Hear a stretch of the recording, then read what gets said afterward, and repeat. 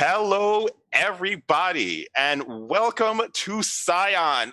Oh my god, I cannot explain to you how excited I am to be back in the role of storyteller for Scion. I love the system. I love the wackiness that tends to ensue. So yeah, today we are doing Scion Become the Cathraken. Cathraken? Cathragan. There we go. Something or the other. Become the Cathragan. I know Cthulhu is not the only thing in the myth, but I love saying the word Cthulhu, and I love like fusing words together. So yeah, we're gonna become the Cathragan. What about Dthulu? Ooh, Through. Cathragan or Cathragan v Dthulu. All right, there we go. Yeah, like that. Okay, new title: Scion Cathragan v Dthulu. Makes me so happy. Oh gosh. Before we get into like any of the nitty-gritties of the story of the game, I think we should get into the nitty-gritty of who is going to be entertaining you all today. So let us start with Andromeda Heart. Can you tell us who you are, your pronouns, what you're going to be doing, all those fun things? Hi, my name is Free Alexa, and they, them pronouns. I will be playing Andromeda Heart, the dragon scion of the lindworm Nestor. I love Nestor so much. Y'all, I wish I could play it with Nestor so much longer. Then let us jump next to our other draconic scion, Lionfish. Hey everybody, I am the Touring he, him, and I am playing child of Ryujin, who goes by Lionfish, they, them. Beautiful. If you have seen me Storytell Scion, you would have seen Ryujin before. It's gonna be the same exact one, so expect Meg to make an appearance. That's all I'm going to say.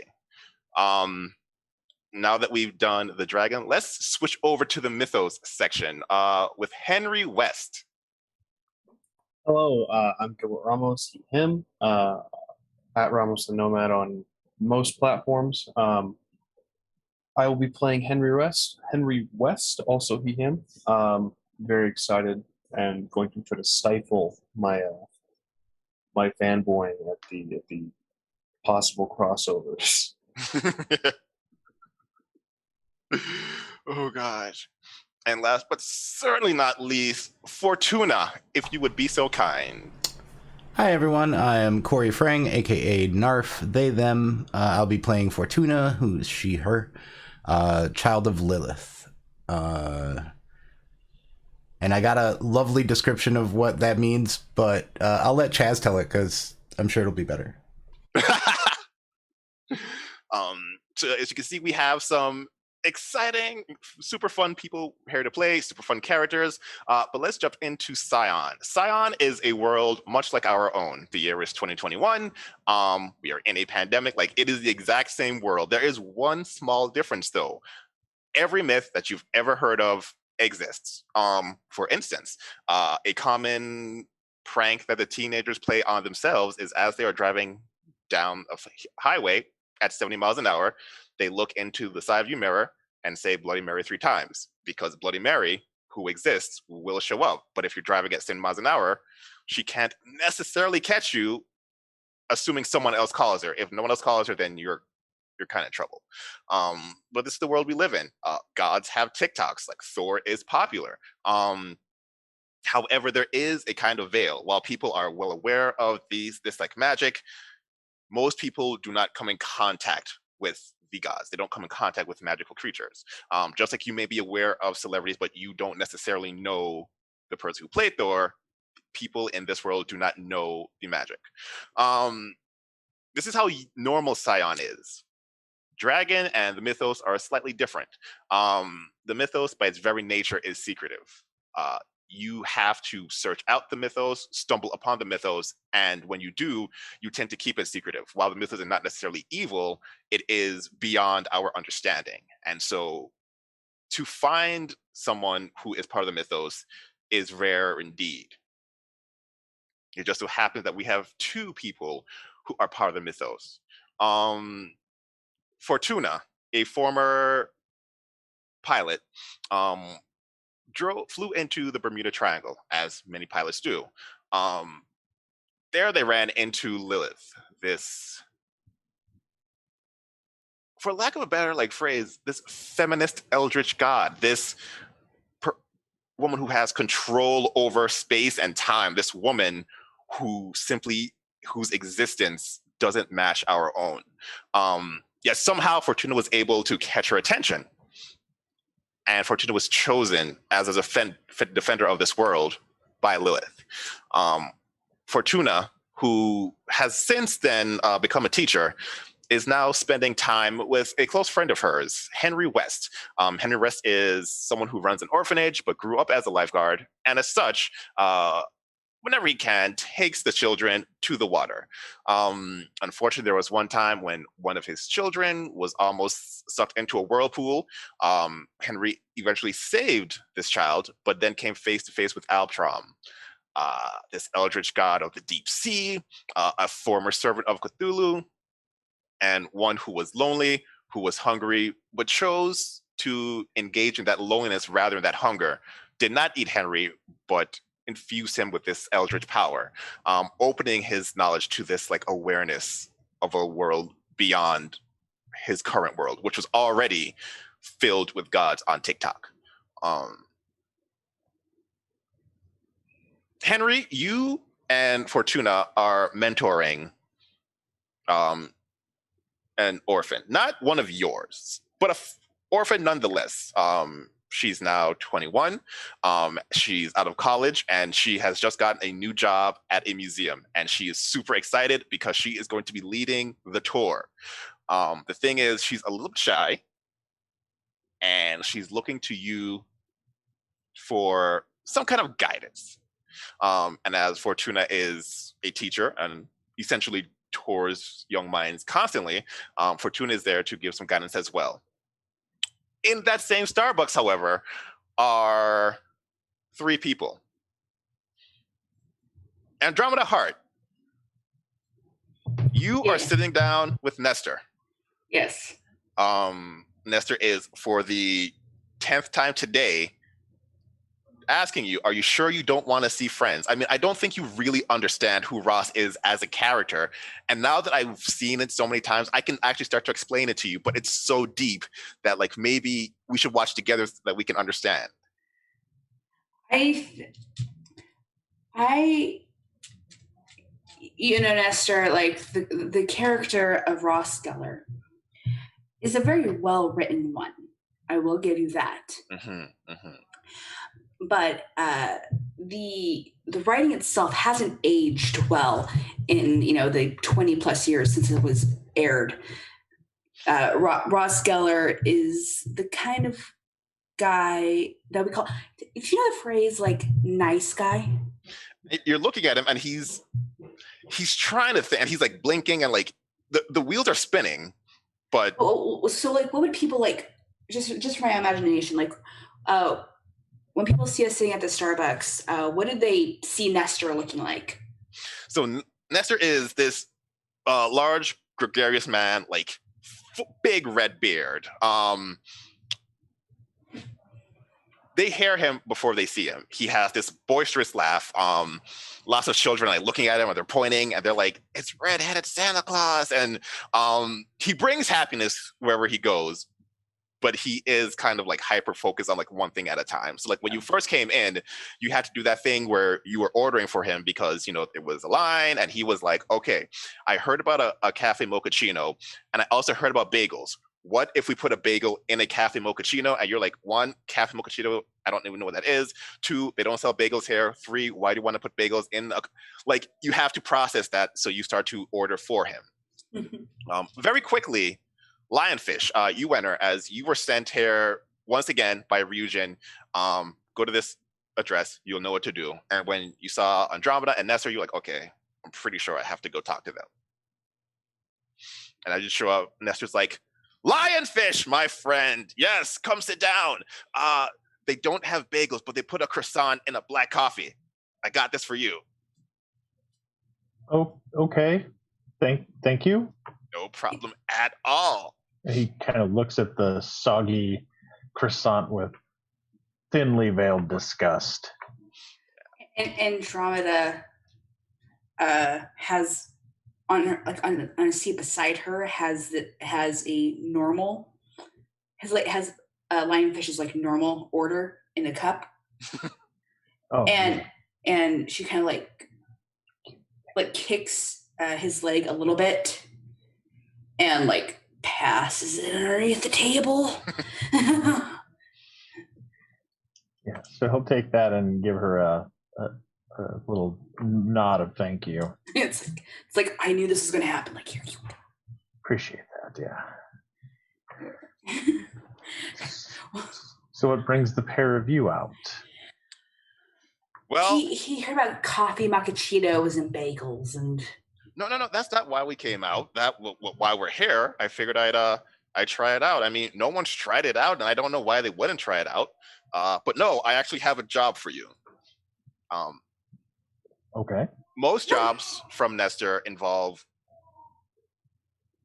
DVD box sets of some sort. Logging back onto Netflix as he's forgot his password.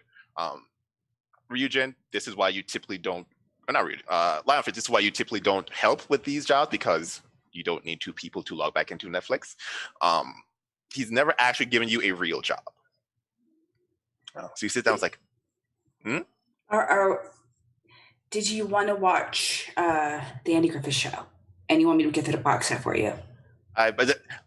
Can you do that? Because I like last time we chatted, it wasn't there. Is it? I'm sorry. No. I have to stay focused. Yes, that's definitely going to happen. But I actually need you to get something for me. That's not a box set this time.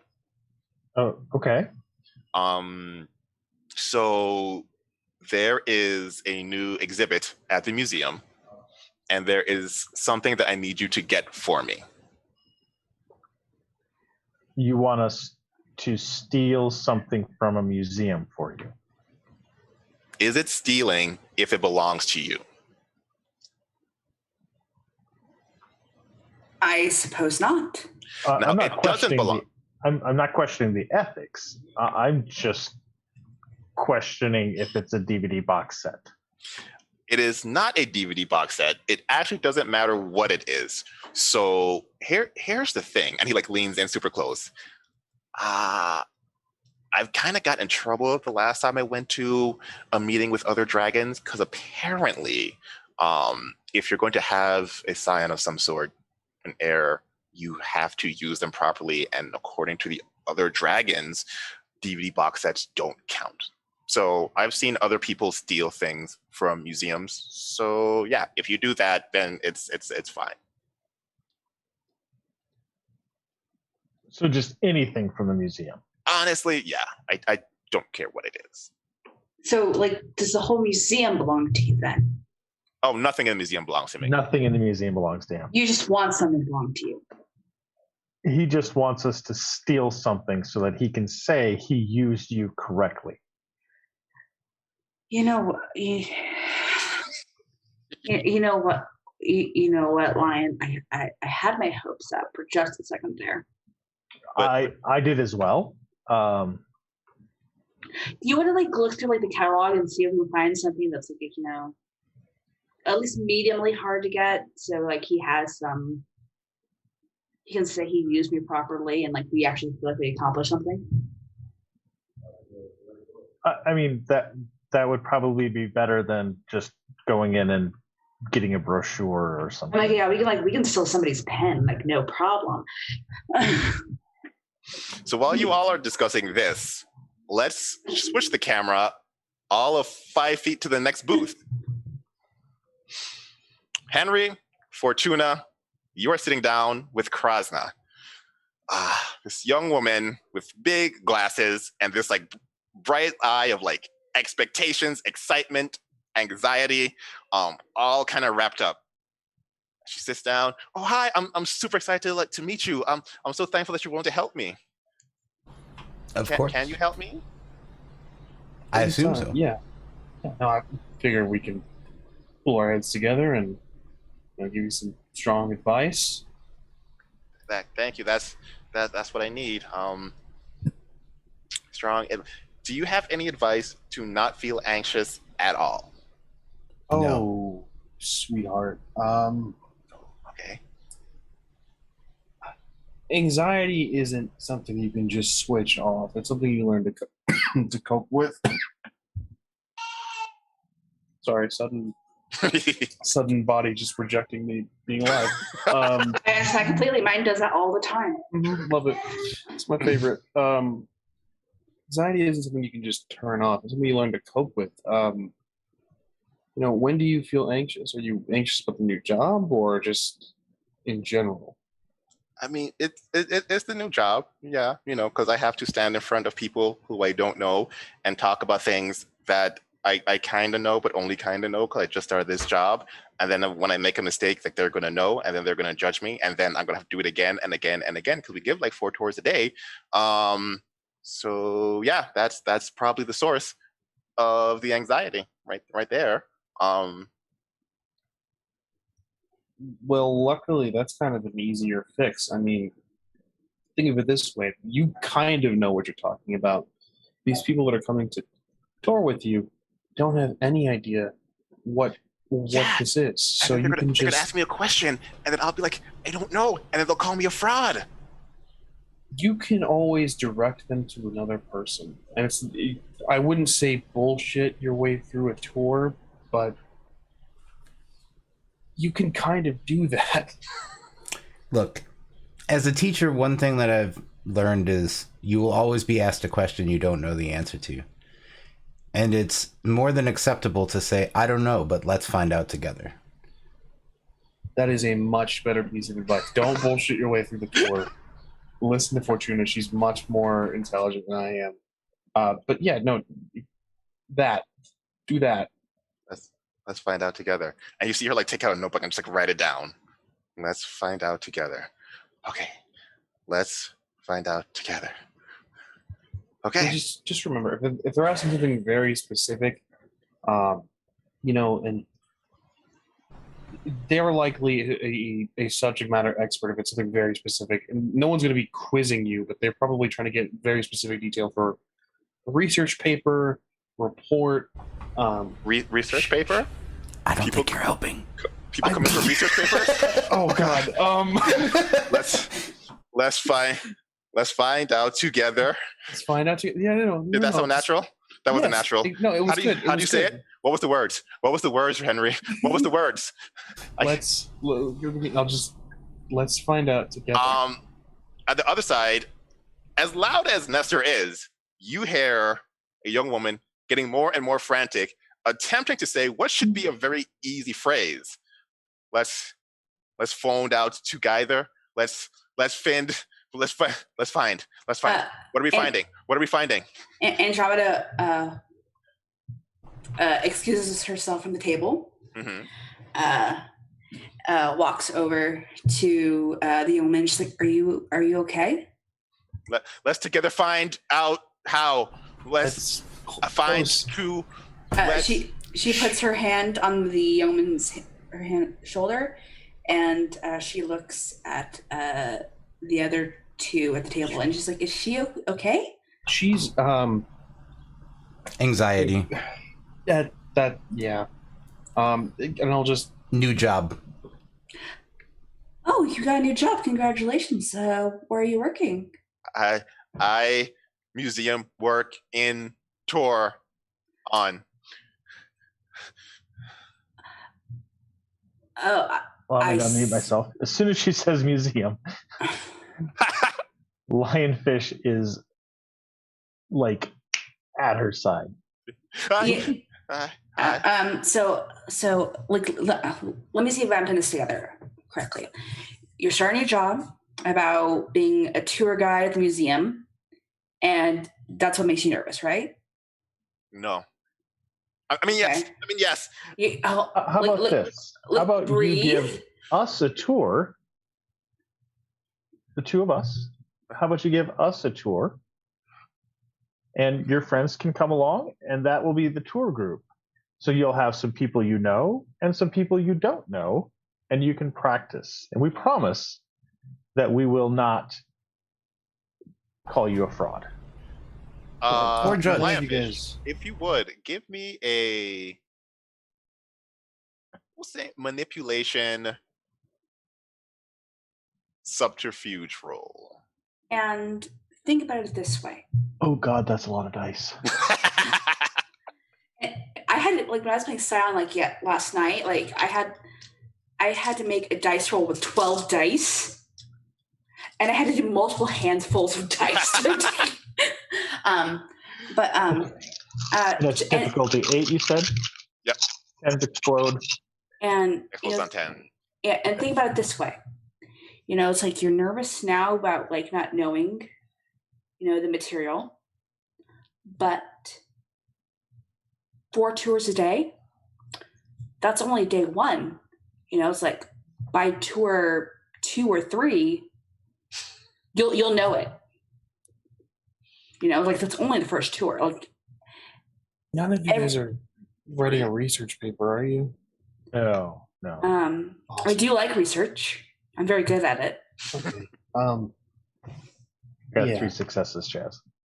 Oh yeah. And so you say that, and at first they're just looking like horror, like I can't give a tour. But then as she starts to process what you're saying, she was like, "No, this could work." Yeah. See, it'll be practice. Yeah, like we said, this is your first tour. So when you actually start, that'll be your second tour. So You'll already have one under the belt, and you'll already know what you're doing. I can do this. You can. I can do this. Okay. I can't give a tour during the day because people are there. But if you come at night, like, I don't want to force you or anything, but you can. No, that's fine. That's fine. Like I can make that work. Can you, Lion? Oh yeah, absolutely. Yeah, I can make that absolutely work. You're doing Lion, you feel the presence of a large man, like kind of towering over you, and kind of like leaning in and getting closer to the young woman. Mister, have a seat. Oh, sorry. And he just goes back and sheepishly goes to his bagel coffee. I didn't catch your guys' names. Thank you for this, by the way. No problem. Feel free to call me Ray. Pleasure to meet you, Ram Henry. Nice to meet you, Henry. Andromeda Heart. Interesting name. Lovely. And sends a hand. Wonderful to meet you. And you're... I'm... sorry. Oh, after you. Apologies. I didn't... and I'm for... my friends call me Fortuna. Fortuna. That is a likewise name. Fortuna, as you're introducing yourself, you hear this telltale like knocking sound. It sounds like someone who's like knocking on glass. You're very aware that if you hear that sound, that is the sound of Lilith essentially like breaking the world to like enter it. Because why should she fly here when she could just appear by like destroying the fabric of reality? Girls gotta make an entrance. Sure. However, she does it in such a way that only you have to see her if that's what you choose. I'll choose that, and also thank Oh Hello Mare for the raid. Woo! Oh hey! Thank you. And yeah, no, I'll say excuse me for a second and step into the restroom. Gotcha. And as soon as you close the door behind you, right in front of you, literally, it just looks like reality cracks, and there is this deep, dark space as Lilith steps forward. Just look at you. You're looking good today. You look the same as ever. I try. Listen, I have a favor to ask of you. There is a new exhibit at the museum. This exhibit is based off of relics restored or recovered from the Atlantic Ocean. Nothing really stands out, except there is one mask. It's interesting in the fact that no one has been able to date where it comes from, what civilization it is. This mask can be dangerous if gotten into the wrong hand, so I need you to recover it and return it to me. I think I could manage that. Seems my new student is got themselves a job as a tour guide at said museum. So one step closer already. That is mighty fortuitous. Then I look forward to good news. And she turns around, and then she turns back around and says, "Oh, and I know I need not tell you this, but do not involve civilians in this. They don't need to be exposed to powers that they cannot control, nor do they understand." I understand. Then I will talk to you soon. And rather than going through the already cracked universe, she walks to the left and makes another crack and walks through that. I assume she's going someplace different than where she came from, so makes sense. And then the world returns to normal. I'll clean up and come back out. Wash my face, just pretend like I just got done with the bathroom, and walk back out. Nestor is sitting down, but is now leaning as close as he can while still being technically seated.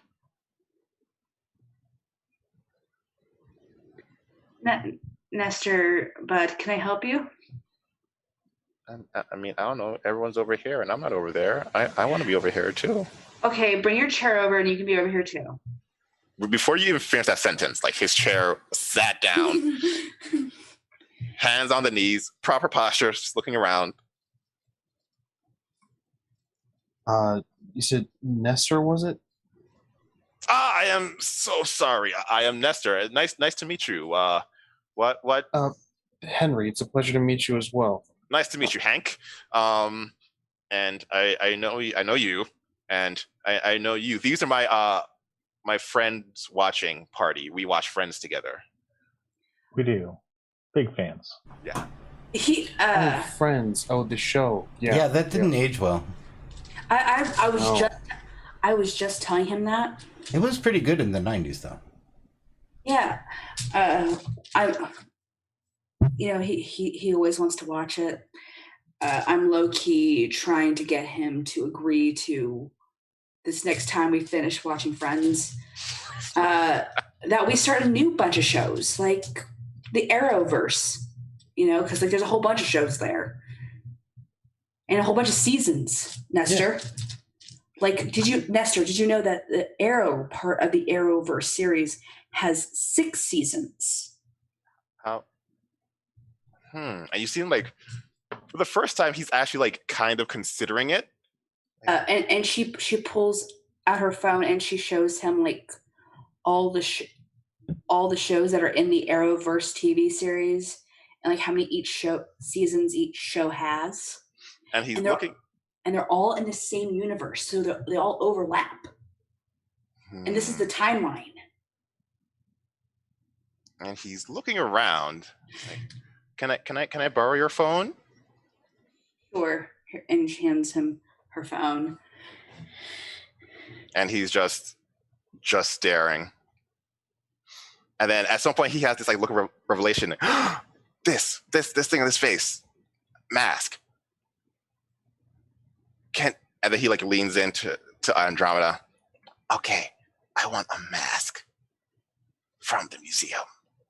All right, I can get you a mask. Okay, yes.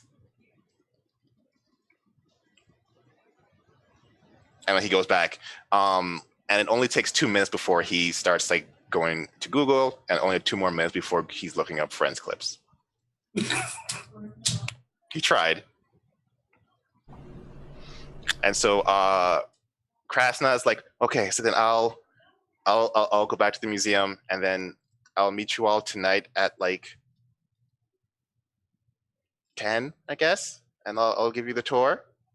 Absolutely, that way it's only the 4 of us, well, 5, you of course, and there's no one else around. So if you mess up, Which you're not going to if I do. mess up. She's not gonna No, do. you're going to be She's not fine. going to mess up. She's going to be fine. You will be fine. You will I'm just know. saying- I guarantee you will know more than us about everything in that museum.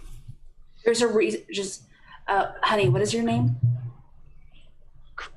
Krasna. I'm Krasna. Krasna? Krasna. Yeah. Okay, here's what I want you to remember. All right? There is a reason they gave you the job.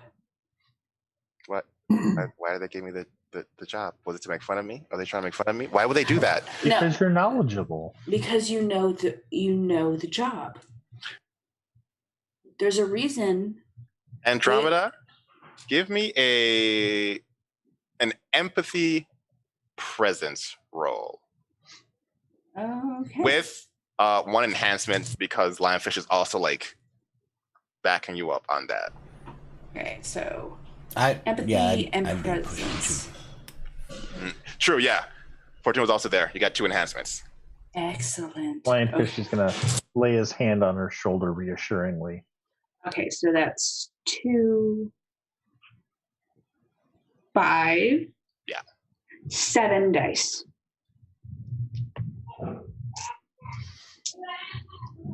And while that, I'm like with the hand there, like she is starting to calm down.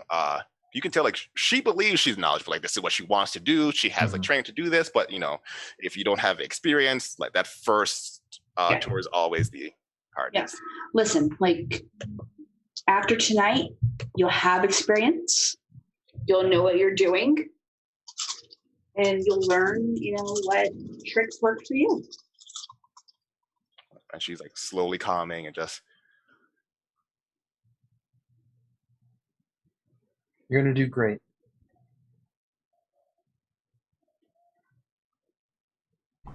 I'll give her a silly looking thumbs up to make her laugh. and she does laugh. Like it's 4 successes. oh yeah. And so with that thumbs up, she kind of laughs. That like releases all the tension that has been building, and she's like, "You're right. But I can't thank you all so much. This is so wonderful. I'm so excited." And like she runs out without even saying goodbye, and then she comes back and it's like, "Oh, I can't. Good. I'll see you all tonight. See you Bye." tonight. And she leaves, finally able to kind of like have a plan in motion. And I think I'll just. we should try to deflate. convince her to get some anxiety medication at some point. I'll say that. She, like, I don't know her very well, but I think that might help her. Yeah. Yeah, and I do just think, first tour, nerves, once you do it the second time, she'll know what she's doing. Yeah. Henry will just deflate and just hands on his face and elbows on the table. Just, oh man, it never gets easier. I just, You were doing good so there. much. You were doing No. good there for like 5 For like minutes, 2 seconds, and then it's just- yeah. Oh, and thank you guys. It's a pleasure to meet you, and thank you so much for the help. Oh yeah, not a problem. And Ray will offer his hand to each of you. Offers his hand, shakes. And Same. I guess we'll see you in a few hours. see you in a few hours. Thank you again.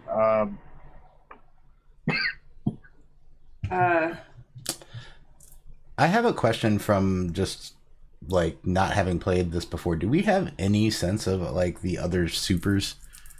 Like the fact that there's like a dragon god next to us, or so to speak? you don't know who he's a dragon god. He literally just looks like a large man, a large boisterous man. Yep. If you were essentially the next tier, you would have an ability known as Divine Scent, which means Okay. you could feel it. But as of now, the only way for you to know that someone has abilities is for them to show it off in some manner. Fair enough. So Andromeda pulls out her phone and she Googles, what's a good gift to buy someone for getting a job? Flowers? Right. Flowers seems fitting.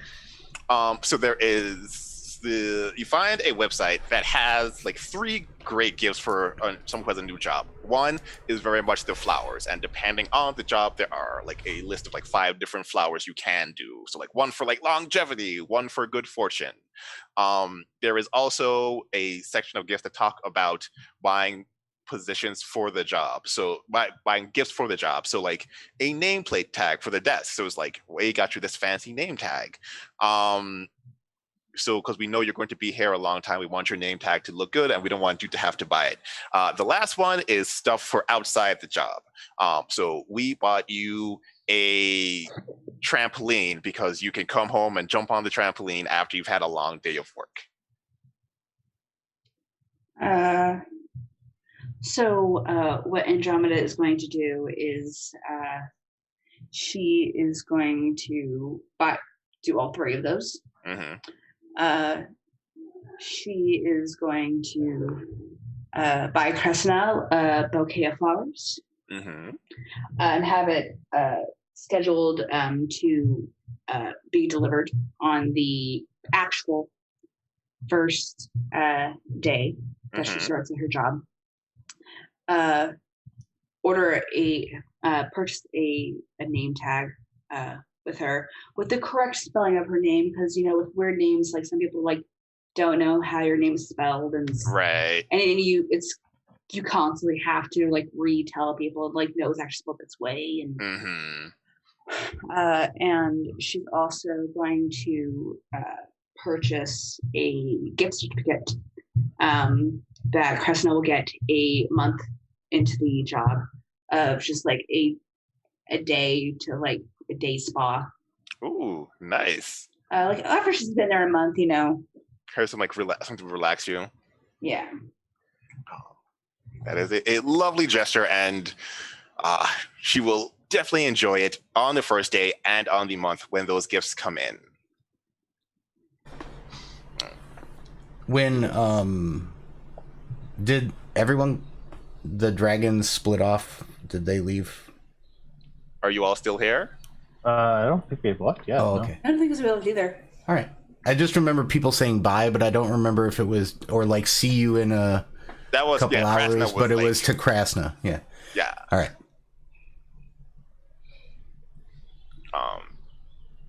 But Nestor will ask Lionfish, and Andromeda to follow him outside for a second, as he has some important things to tell you.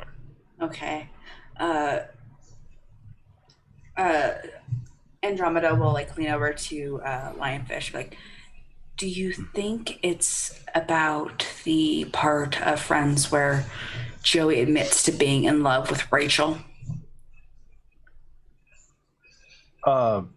Maybe, unless there was an episode in a museum, that might be too. Who knows? Oh God, Ross worked in a museum. Jesus Christ. Yeah. Unfortunately, like I can't unknow that he is an archaeologist, paleontologist. Paleontologist, yes. I'm sure it will be. So we go out and we meet him. So it kind of head down, shaking. Well, we've got to take off. It was a pleasure to meet you folks. As I said, we'll see you this evening. See you this evening. And then he'll turn to leave. I have a quick question. You said I have a guide. Yes. Is that like, do I have to kind of just like talk to her in my head, or do I have to like summon her, or what? You can do either or. You can talk to her in your head, or you can bring her to where you are. Either works. Okay. Because she is a guy, she also has her own. She has her own agency. Yep. So sometimes you could summon her and she'll be like, I'm doing a thing, I'll talk to you now. And sometimes she'll just show up. And because she is young for a kitsune, it tends to be the wrong time to do what she wants. Well, so as they're walking outside, Lionfish is going to send a telepathic message to her. Mm-hmm. Asking her since she is a social media type expert, to search that museum and see if they have any masks on display. Gotcha. Just kind of a, hey, when you get a chance, can you just do a little bit of research and see if they have any masks for me? Thank you. I greatly appreciate it. And she'll be like, yeah, I'm right on it. And then she'll contact you when she gets like pertinent information or information she thinks you'll like. Perfect. When you get outside, Nestor has a somewhat serious face on. Very odd for him. Like, this is a rough day for him. He's like, so because this is the first time I'm actually sending you on a mission, there are a few things you need to know. You may not want to be seen as a draconic scion. I got you that scarf to hide your. Yes. Yeah. So, and I see you're going with your new friends, which is great. Everyone needs more play dates. If you want, I can get you like some Chuck E. Cheese money. How much money do you want? Like $500 of tokens? I can do that. But just, when you're with them, they don't need to know who you are, and they also don't need to be involved in anything dangerous. So. Yeah, they're just our way in. Okay. Absolutely, yeah. But then now that we've had that conversation, I'm gonna go and get you those tokens so you can have that play date. I think we said 500, but that seems like such an odd number, so I'm just gonna get 1,000. Okay. I'll see y'all. And he walks off. What are we gonna do with $1,000 worth of Chuck E. Cheese tokens? I think, if you turn, we could start a side hustle. You could get really good at pennies on the dollar, I suppose. You could get really good at why can't I think of the name of the game where you roll the ball up the skee ball. Yeah, skee ball. Skee ball. I'm so glad we were all on the same page. We could start a side hustle and sell them to kids who run out of them. Yeah, that's not creepy at all. Two adults selling tokens to kids at Chuck E. Cheese. That won't get us arrested in any way, shape, or form. They could never catch us. That's true. They would never catch me. Or me. Oh. I mean, I do have ways of getting out. Team Mythos. Yeah. So as the dragons walk out, I lean over to Henry and kind of quietly say, "So, Lilith wanted something from that museum too. What did she want? Apparently, there's a mask that, if it falls into the wrong hands, could be dangerous." Is there a way we can get it without, ruining Krasna's job? I feel like she's coming in with us for a private tour at 10 o'clock at night. All eyes will be linked to her.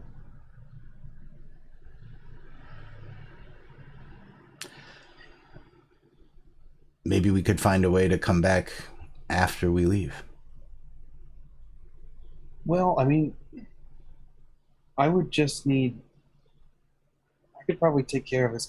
It's risky. I'm sure they have night security, don't they? Yeah, it's a museum. They have to.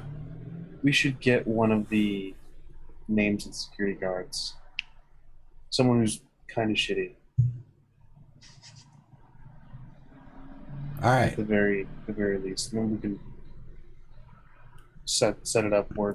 So we're looking for the security guard with their foot up on the desk, is what you're saying? Yeah, the dickhead security guard, the Chad that failed everything but gym in high school. Cool. Yeah. Yeah, this is a risk. Let's do it.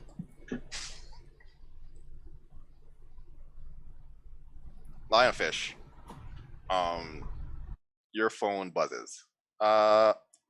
It's a TikTok from Meg. essentially sees like, okay, so I looked through their Instagram, boring. However, they do have a new exhibit that is about like I don't know, things from the water, some crap. But one of the things they found is this mask, and apparently it's super protected. It has like lasers and like in a magic, not a magical case, but like a hard case. So there's that mask, and then I looked down a little more, and there were some other masks like from ancient civilizations or something. I don't know. So they have masks. I don't know which one you wanted though.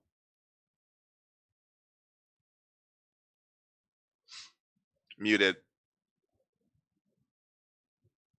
Let's say he can't really. Well, so he'll send a TikTok back. I guess I don't know TikTok, and he'll say, "Well, the ocean one would probably work since that would probably please Dad." Yeah, true. That makes sense. Oh crap. Do I have to help you? Like I guess I'm supposed to help you, but like do I have to help you? I don't know that I will need help, and they'll say that Andromeda's here. So if the two of us can't get a mask out of a museum, I don't know who can. Okay, well if you need me, just I'll send give a holler. Get holler. I might be kind of busy tonight, so TikTok will be quicker than the telepathy thing that you do. I don't know how mind to mind is slower than I don't know either, but like that's just how it is sometimes. Okay. Thanks, Meg. Talk to you soon. All right.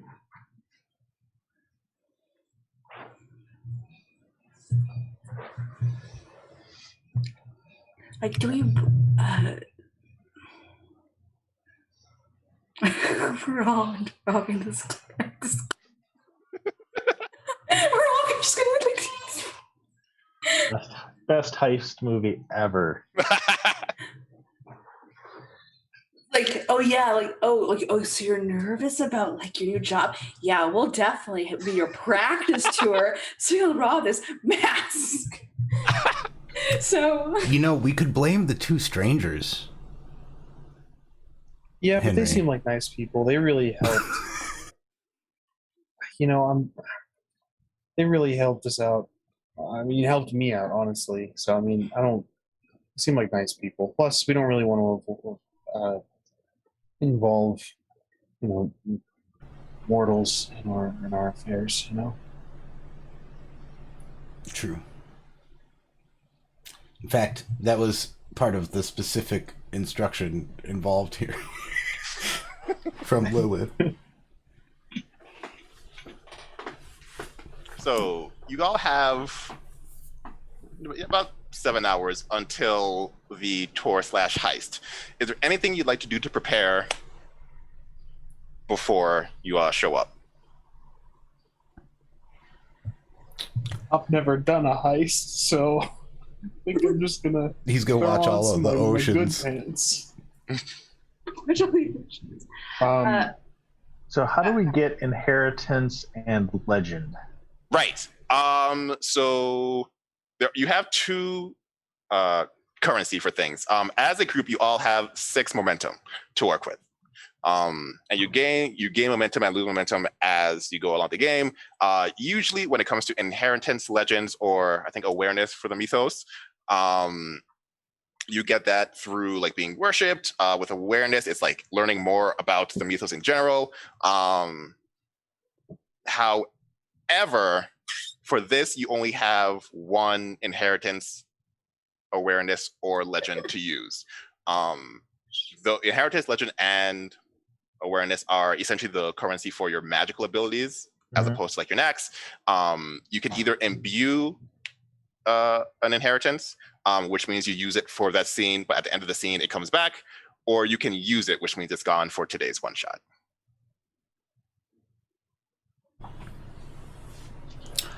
Okay. I get it. Yeah. No. As far as preparing, I'll. Oh man, I guess seek out advice from Eltram if I can get in touch. I mean, If that's you safe? you Question mark. can. Safe is that's a strong word. Um, but no, your birthright is you have this statue, and that lets you get in contact with Ultram. Whether Gotcha, she gotcha. wants you in the water with her or not is up to her. Understood. I will. Before we head out for this heist, just make eye contact with the anglerfish statue and just try to connect. You looked at the eyes, and the eyes have this ripple effect, which you know means go underwater. There it is. All right, we're going on a trip. Do I need to take the statue? I'm taking the statue with me. Yeah. Yep, this is my statue now. So then that will essentially be your entirety, because it will take you a good while to get out far enough. So you do that. You go into the water. You go on a boat. You jump into the water. Some dolphins lead you underneath the water. Pretty quickly, depending on how you look at time, you are face to face with this colossus-sized-looking anglerfish.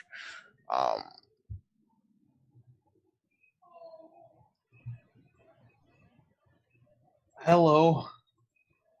And she opens her mouth just a little bit, but because she is large, the displacement of water causes you to rush in just closer to her teeth. You rang. I'm going to be taking a visit to the museum today. Well, tonight. Never making eye contact. Just I was wondering if you had anything you needed from there. Fortuna and I are acquiring something for a patron. Was checking it. I guess it sounds dumb to ask if you wanted something now that I think about it, but I figured that I'm already going to be there, and I don't want to just not leave you with something. Does that make sense? It doesn't make sense. Mouth opens just a little bit more. You are like within arm's reach of one of her teeth, which is bigger than you. I'm going to die before this heist. I don't know what you're talking about, nor do I have any reason to care. Yeah, I figured that. This was a dumb idea. How are you? Mouth opens just a little bit more, so you are now inside the mouth. There it is.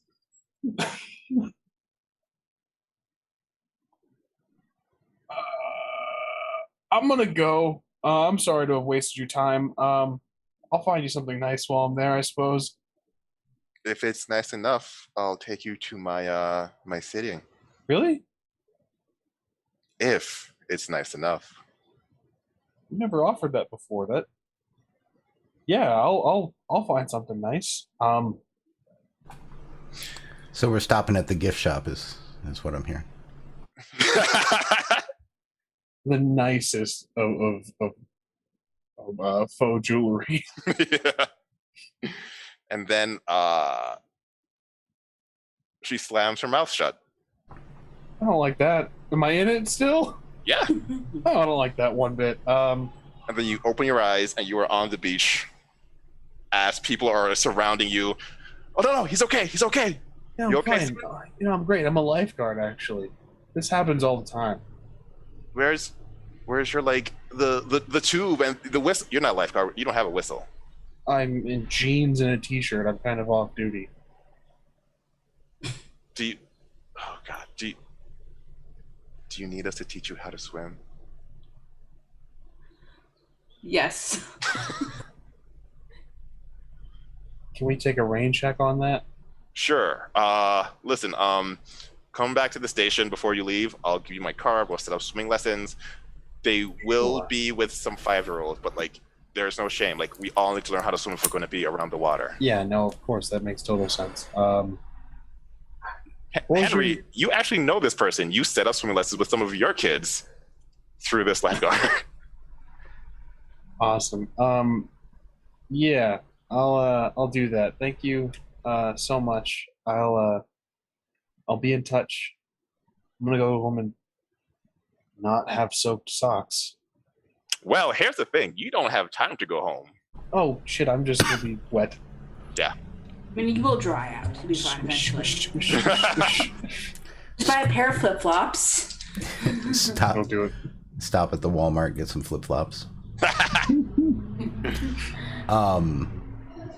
I think Fortuna would probably actually try to figure out where this mask is in the museum, which I assume she would just go to the museum. Okay. So you'll go to the museum and you see Krasna there, and at first she's like kind of freaked out. Like, I was gonna say I'm gonna change. I'm gonna like wear a big hat. I'm gonna try to like, just in case Krasna happens to be there. I don't want her to recognize me. Normally I would have you do some sort of like subterfuge roll, but because Krasna's already so like on edge, like any change, like you could have changed area that she wouldn't even recognize you. Yeah. So yeah, pretty easily. And are you gonna take a tour, or are you just gonna like just walk around? No, I'll just walk. See if I can find what Lilith was talking about, so that I'll know. Okay. So it's pretty easy. This is not the biggest museum. You walk around, and almost immediately to the right, once you enter, there is this like extra room, and that's where the like specific, or the what do you call it, the things that change. Yeah. That's where they are. exhibit. Yeah, that's where the exhibits that like change are. And you walk through, and it just has these things. So it has like pottery that comes from, ancient like Aztecs. Essentially just like a collection of anything that was found in the Atlantic that either no one has like kept, and instead of throwing it away, they're like, well, we can like keep this here and at least like preserve this history. And then to the back, there is this extra room that actually has like 2 security guards there. And even though they don't let you in, they let you like look through the like hatch, and you can see it is this room that has 1 pedestal with 1 mask, 2 massive red eyes, or gems where the eyes should be. There are 2, we'll say, spines where the chin is, and 4 maybe hair strands, spines, horns on top.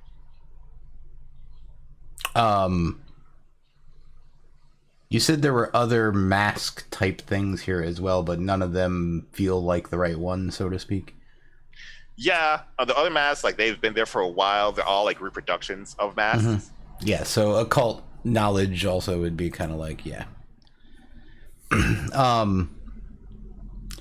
Cool. Yeah, so actually give me an occult. Let's go intellect roll. Occult. You do have 1 complication because you are so far away. And the guards are there kind of like watching you as you watch.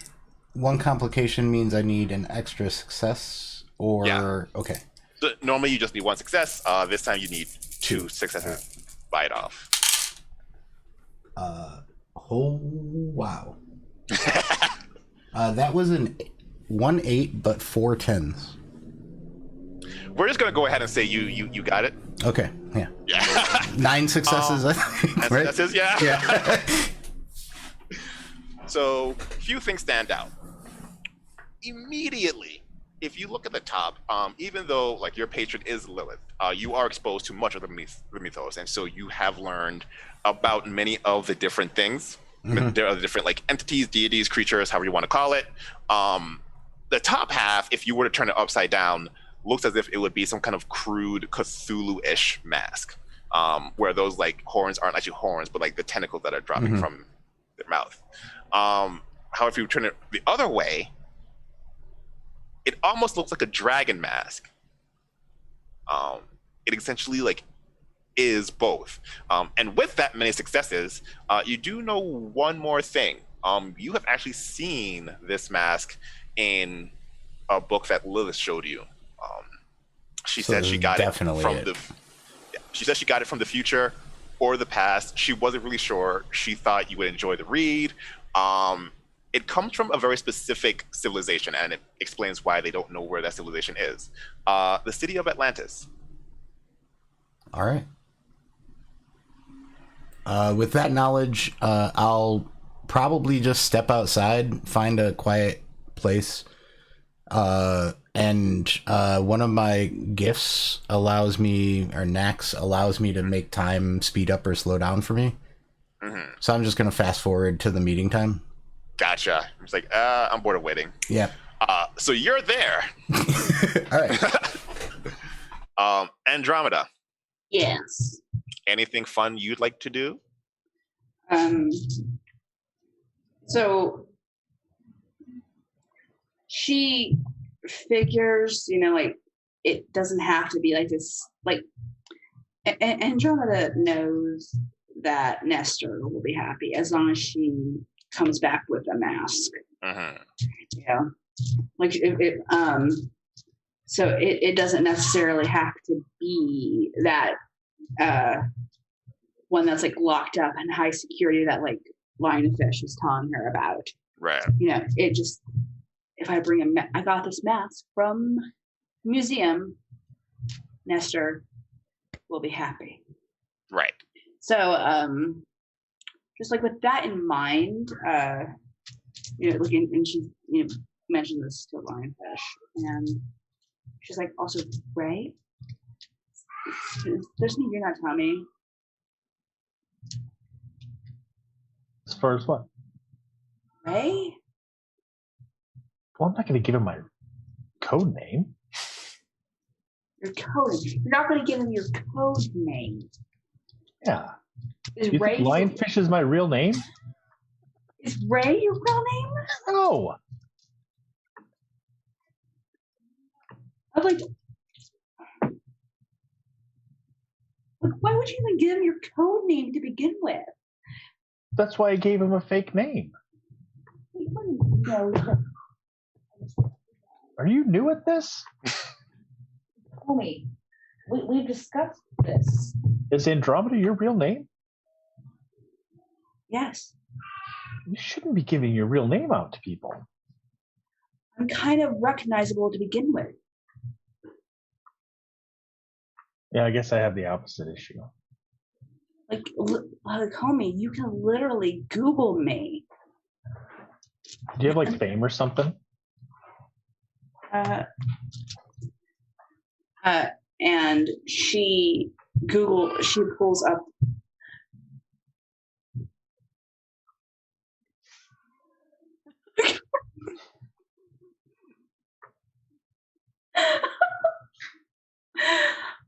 Sorry. Damn it, Corey. All right, I'll let stream know. It was reminding me of an Onion headline that was like, "Girl cancels best friend after discovering she's been going by middle name this whole time." Sounds good. She pulls her phone and she like Googles like the Hart family, and it pulls up like this like old U.S. money, like they've had their hands in like the financial sector and like business and media. And Lionfish just puts his hand on his head and he's like, oh, that's even more reason for you to go by a fake name. And then you were a perfect target for a kidnapping. She Googles herself and she just comes right up. Like from birth, it's like, oh my God, you got to clean that shit up. Nobody should know who you are. As you're saying that, like Meg pops into your head. I could get rid of her like social media presence. You just tell me the word, I'll delete it right now. Like I'll do it right now. I would love to give you the permission to do that, but we got to hold off. Are you sure? Because it's like I already got it all pulled up. All I gotta do is hit the button. We don't. I know you do. We don't even have to tell her. Like we don't have to. She doesn't have to know. Just an eraser from existence. Yeah. Yeah. So you should definitely start going by a fake name. And like, well, I do agree with what you're saying. It's just that because I'm like really recognizable because of this kind of stuff, it wouldn't last long. Oh, no, but I mean, we can scrub all of that. I do see what you're saying. It's just like I'm also pretty aware that like it's like, oh, you said your name was Karen Smith. Really, bitch. Like, well, when you're ready, you let me know. I can make you disappear. Just don't make. What's really important is that you don't make my Netflix disappear. No, just like social media presence. We'll just erase you from the internet. I'll go with that. Okay, go ahead, Meg. Andromeda. Yes. You don't even have to like research yourself. That page is still on your phone, and then all of a sudden, Google refreshes. There is no reference of Andromeda Heart at all. Yeah, it's like I Google my family, and it's like daughter name not disclosed. Yeah, like the only thing that remain of your family are things that talk about the Hart family in general. If it has any specific reference to any children, gone from the internet. And John was like, thank God. Okay, now let's go to the museum. Yeah. As you're still looking at it, it refreshes again, and there is one thing about Andromeda Heart. Mm-hmm. It says Andromeda Heart is the #1 fan of TikTok star Meg. It's true. That is my favorite TikTok. And she's like, she leans in the line of fish. She's like, tell Meg thank you. She already knows. Good. Now, give me your hand. Takes his hand. Okay. And I am going to imbue.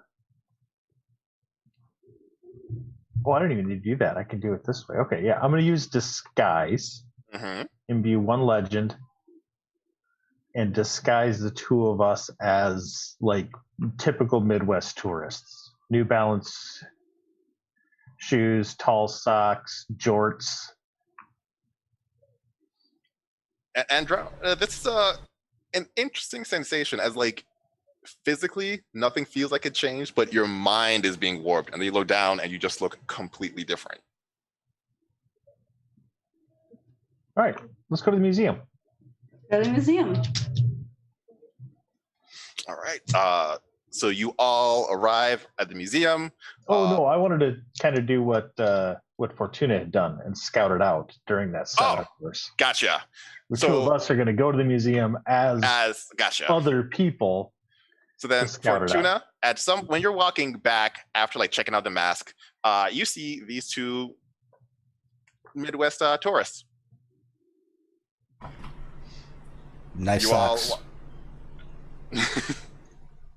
Thank you, dear.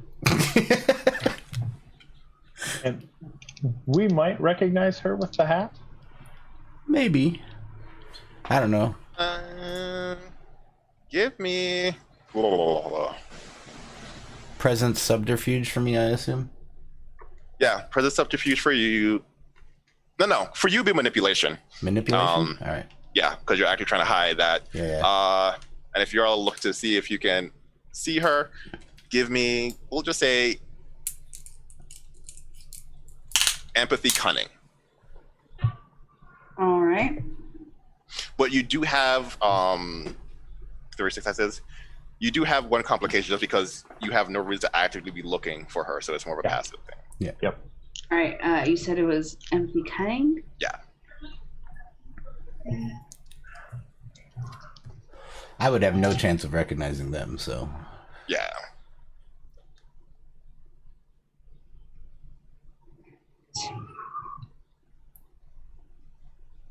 Unless something about the transformation, like occulty wise. And Well, I think I have it in my house. actually, there is one thing that actually might tip you off. Hold up. Just gonna do you. Yep. Behind them is a teenage-looking girl who is cosplaying as a kitsune with four tails. Is that Meg? Yep. She's just like hanging out because she's like, TikTok famous, right? yeah, she is. Although her fame goes up and down as every once in a while she is erased from TikTok or like her account gets deleted. Not uncommon for teenagers with strict parents. But yeah, she's just kind of hanging out, like close enough that you know she's with the Midwest couple, but far enough that like she's following them around as I'm scouting the place out too. Like, yeah. Interesting. Like, and Andromeda is probably like you've seen like all these other like replicants with masks and stuff. Yeah, and she's like picked out like a few of like the coolest ones. Right. Most masks are behind glass. There is one mask that is like out and about. It is paper mache, but it's a mask. Yeah, and you know he doesn't say nothing specific about like what kind of mask. But she's like, I can just get out grabbing that one. And a challenge. You want to get one behind the glass? You want to pick one behind the glass? In the restaurant, you specifically said you wanted a challenge. I'm like, how is that a challenge? Yeah, I'm like okay. Carmen San Diego is my disguise. Walter. Fine. She's like, okay, so like we'll just pick one like over here behind like one of these ones. Karen, please. Walter. We still have to do it. You know, like we're here. You know, we can think of something. Pick one out that we like. That's plan B. And then he will. I'm assuming we'll spot the side room. Yeah. Make our way through there, and as he's making his way through there, Lionfish is going to be kind of scanning for all the security measures, keeping track of that, watching for where the cameras are pointing, trying to pick out the blind spots, because I'm sure this is absolutely not his first time robbing a museum. Nope. Give me a technology cunning roll.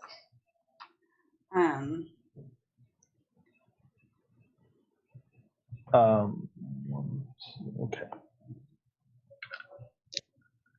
Andromeda is going to look through like that little side window at the laser mask.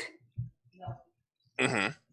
And see if it rings any of her bells. Occult intellect roll. Because occult. 5 successes. 5. Yeah, and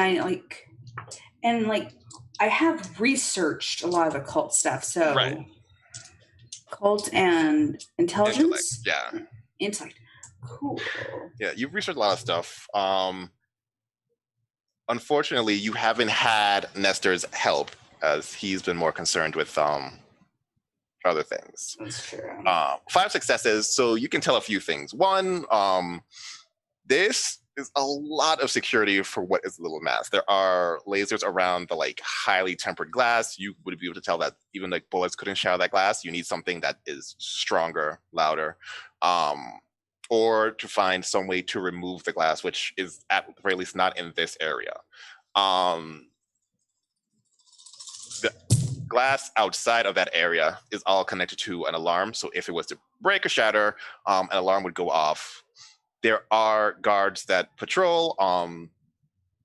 Right now, you can tell that there are 2 guards stationed outside this door, and the other guards are kind of at the front, whereas one is like roaming through. You would assume, if everything is usual, they would get rid of most of the guards and they would only have one checking at night. However, due to the heightened level of security with this mask, you're not sure if that will remain true. In fact, if you were a betting man, you would say that they would still have at least one person here. Probably more, actually, if this new recruit is like, I want to bring 4 random people into the museum tonight. I mean, like. So the 2 guards that are like standing right in front of it, how far apart are they? 4 feet. Okay, so Lionfish is going to bump in between them, kind of jostle them to get a better view. Give me a subterfuge presence roll. Okay. What was the successes? 5? One was a 10. Gotcha. So for you, few things stand out. One, this is absolutely a dragon mask, although it is infected, corrupted, adjusted with some other type of magic that you cannot readily identify. With that, you also have read about Atlantis. You've actually read a lot about Atlantis, partially because you're still trying to figure out who Nestor is. Like, you know who Ryujin is, like very like well-known dragon. Most dragons who have scions are well-known in some way. That's kind of how scions work. But you've never heard of this dragon named Nestor, so you're still trying to figure out, like, maybe you're from Atlantis, hence the research into Atlantis. You also know that this mask has 2 abilities. One, it has the ability to alter the wearer to be more draconic and whatever else this magic's in this mask. 2, it has somewhat of a liminal property. And so if you wanted to get into Atlantis, you would need either the permission of someone who lived there or this mask. Or any other underwater city that may exist. You got 1 on mine. 1. What was the question again? You were, you both did 1 success? Yeah, he was just kind of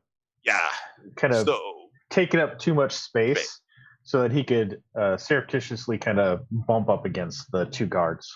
So the guard to your right draws his gun and points it to you.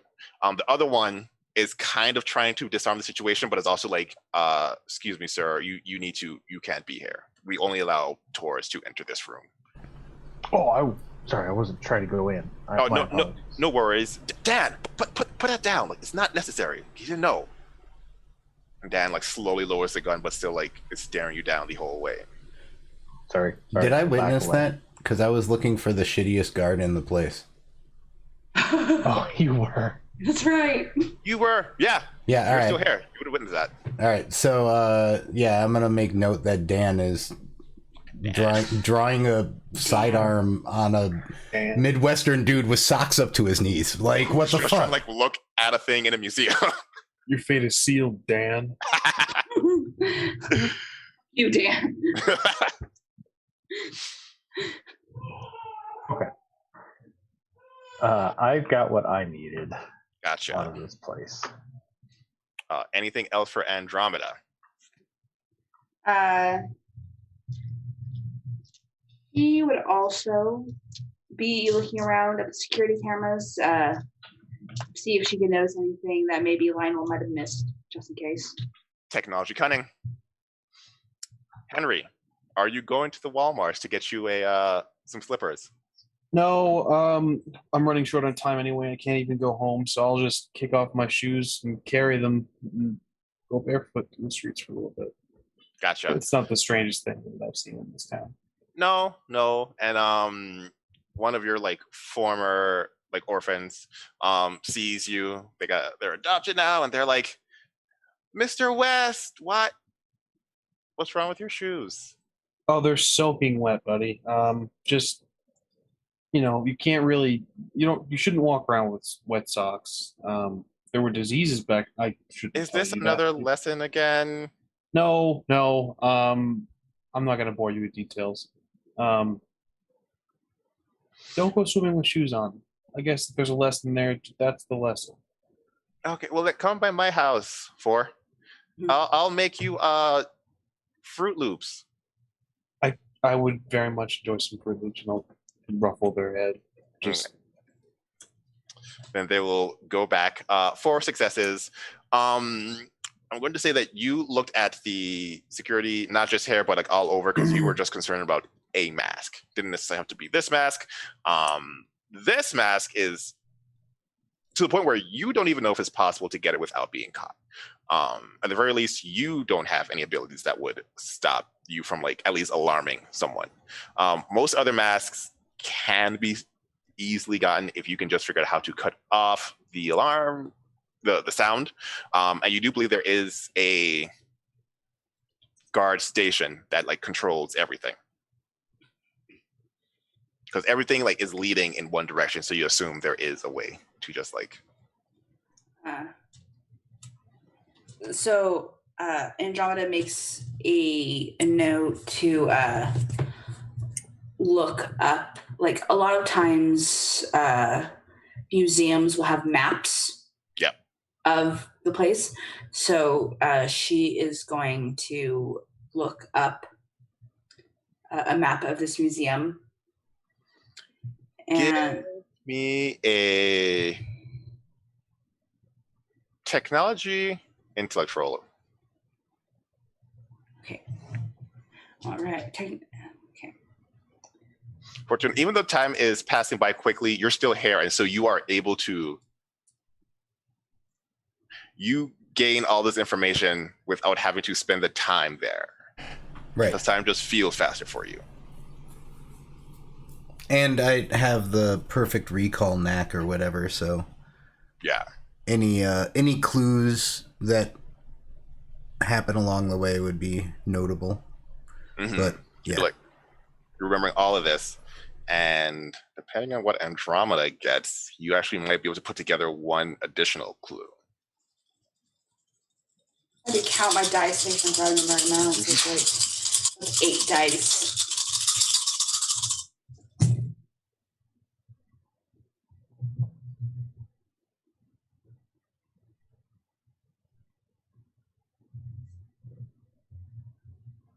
Three successes. 3 6. Okay. You find the map online. Something's off though. It doesn't seem to match the actual building. So either this is an old map, or as Fortuna like knows, because she spent a lot of time walking back and forth, there is an actual secret room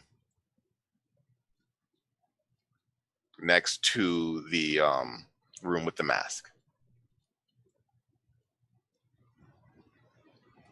Yeah, so like, yeah, one of the things that Andromeda was looking for is like where the guard stations were. Yeah. So the guard station is almost as you enter the gates, like right to the left, there is a very small station, essentially like fit for like 3 people to be in at a time. But that is what is noted as the guard station on the map.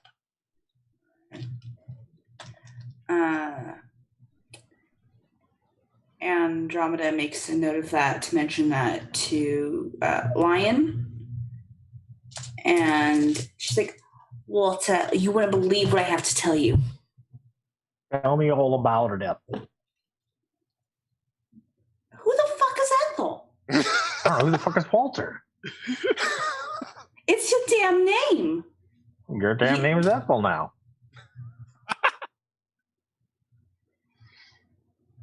Ethel! That bitch from accounting at your job. Is that what you're telling me?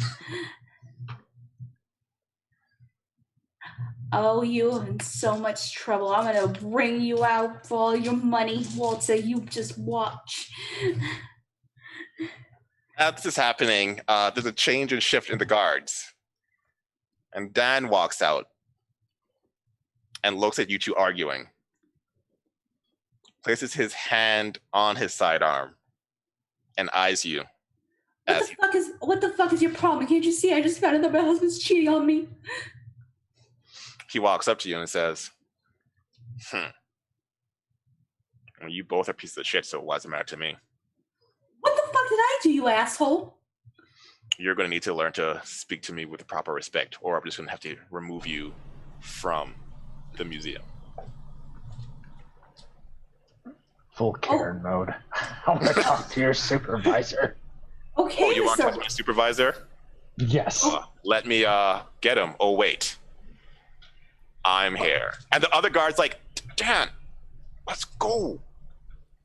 Dan, let's just go. We're so sorry. Let's go, Dan. Let's go. I'm hoping Henry is like walking up outside at this point, and I can just be like, Dan's an asshole. Henry is, yeah, like, at this point, Henry's like squelching up, just.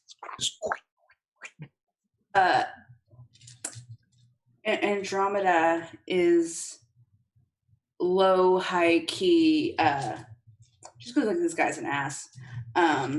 Especially because like, who the fuck puts their hand on a firearm, you know? So she's gonna like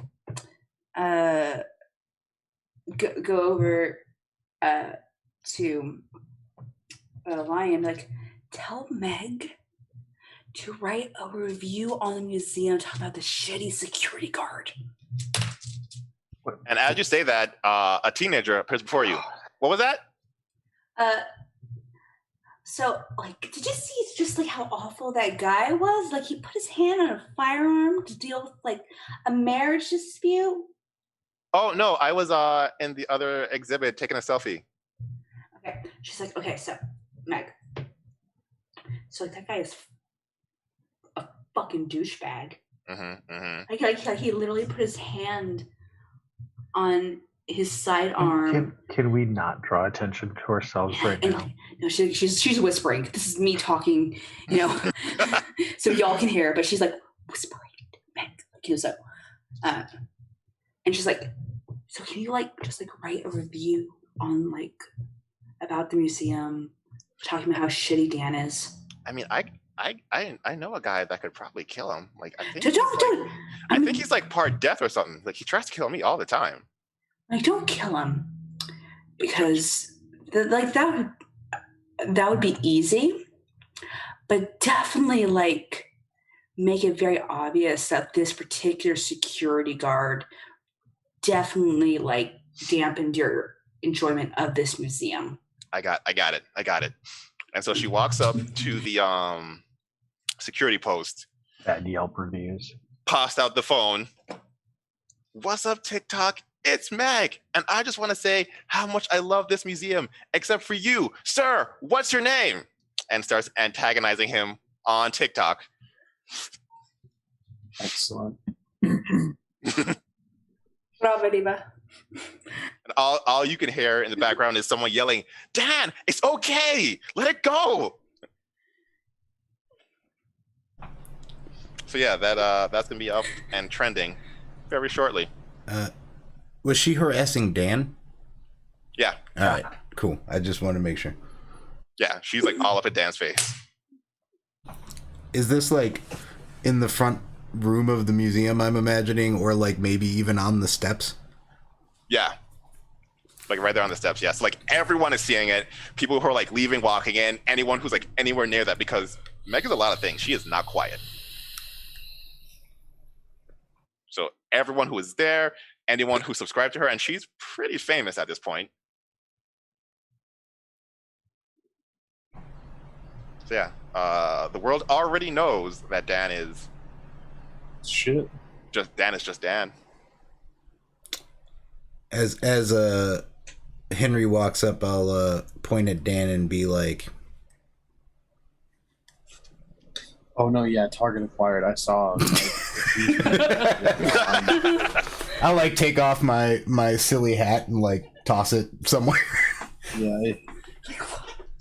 Yeah. And then you see as the actual supervisor walks up, grabs Dan, and pulls him into the security station. Oh shit, he might be getting fired. No, that's okay. I mean, if he gets fired, it's all the more reason for him to, you know, take a last strike and try to steal an artifact. And, you know, we'll be fine. Oh, all right, cool. As long as you got a plan. Yeah, I got a plan. This- The security in there is insane. Yeah, it's unnecessary. I mean, I get it's a museum, but you know, who's gonna walk in and try to steal something? Us in about an hour? Well, yeah, but I mean, aside from, we're kind of, you know, the exception to the rule. I don't know. Dan's gonna go fucking down. All right. All right. So it seems like we've done our pre-heist preparation. So then you all meet up outside, new friends meeting together again. And at 10 o'clock on the dot, like literally as soon as it turns from 9:59 to 10, Krasnot walks out. Whew, okay.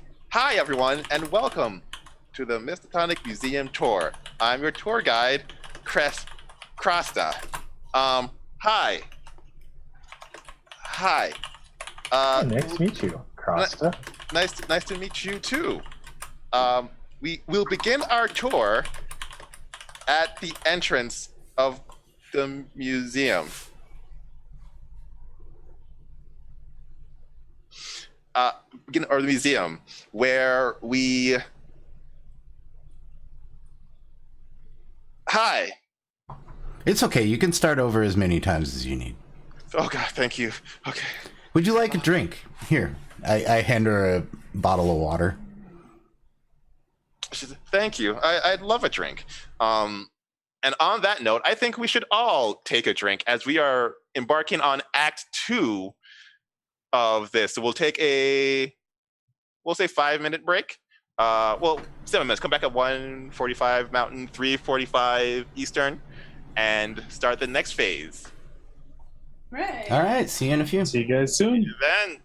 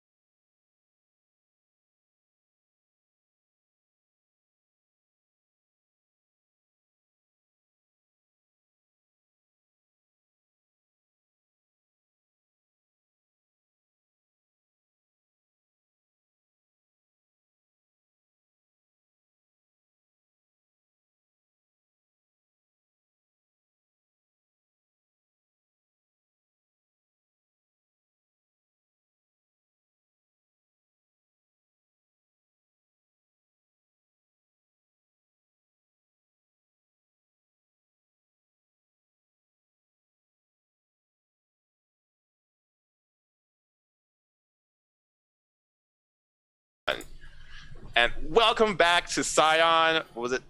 Cathragan v.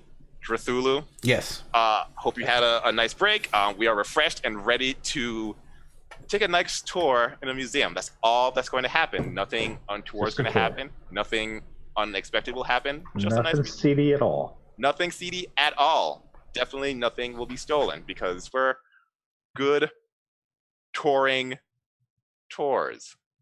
Yeah.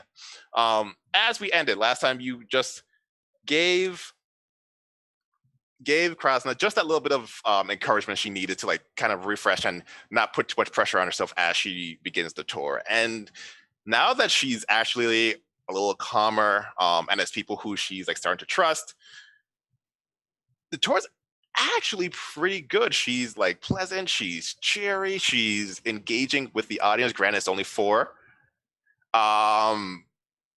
But still, like, it takes work to like have or like touring and like giving you information. She's even giving you information about the building. Like, yeah, this is when it was built. We use these particular stairs. Here's a fun fact about the cement that was used. There was once a scion of Thor who said that she was going to help make it, and then she destroyed this. And so this is actually like repurposed stairs. She's like giving you all this information. And then you hear a familiar voice like, "Hey, come back here." And she's like, "Oh, wait, I forgot. We have our security guard. Come over, Dan." And Dan walks over. "Yeah, apparently I am doing security for you because some pissants got me in trouble today. So I'm running security detail for you tonight. Listen up here. I want y'all to make sure that this is a special privilege. Not anyone gets to be in here at night. You should thank Krasna, even though she shouldn't be able to have this privilege either. She just started. I don't know why she gets this privilege, but I'm going to make sure that all of you, including her, sticks to the rules of the museum. Do I make myself clear?" Sir? Oh, absolutely, sir. All right, then let's do this. What are the rules? Do you not know the rules of the museum? No, this is my first time coming to the museum. I'm sorry. General museum rules, but I was just wondering if there were special ones here, because you said rules of the museum, not just rules of a museum. Yeah, don't be an asshole. And Krasna kind of He's failing at that. I'll whisper to Henry. He's fucking this one up. He's already fucking it up. And Krasna will try to chuckle and be like, "Yeah, it's okay. These are my friends. They would never do anything bad. Let's go inside." And she takes you on, and immediately, instead of going right, goes left to the permanent exhibits. And she like talks, and once again, like, she is messing up, as you know, it's the first time, and so she's like stumbling on words or be like, "Oh wait, this was actually 1957," but it's actually rather engaging. Anything you would all like to do as you're on the tour? I would like to keep an eye out for where Dan is. Dan is behind you all. Like, whatever the personal bubble is for the group, he is one step into that. He is making his presence known at all times. I imagine that me and Lion have discussed possibility of security guard, how to circumvent this. Mm-hmm. So, like, what would our best option be? I mean, Lion is exceptional at sneaking in, getting to where he needs to be. The issue is that because it's only 4, it's a lot harder for him to sneak away without it being noticed that someone is missing. If he sneaks away, like, even if like people know he's missing, the chance of them finding him are slim to none. The best chance would be to, like, when you take a break and make it known that, "Oh, I'm going to the restroom or something," and then doing what you need to do then. Okay. So part of Lion's plan is to ask all the questions. He wants to kind of frame this as, quizzing Krishna, Mm-hmm. giving her, opportunities to answer all of these questions about things.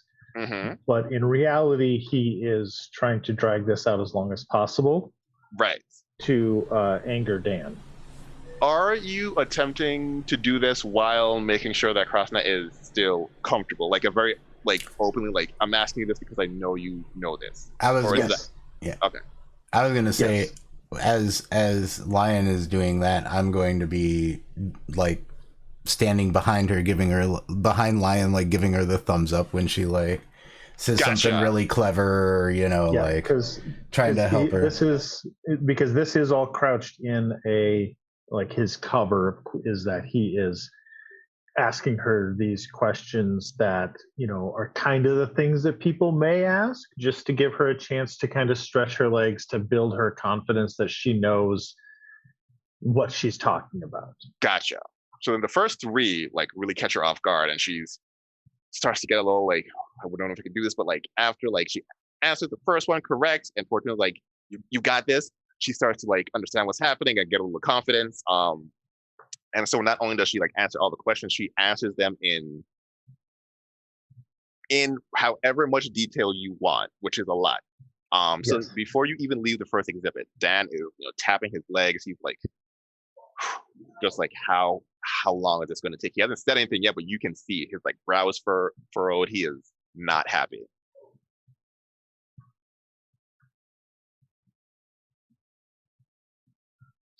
Just watching Dan, and whenever we get close to the object that Fortuna needs,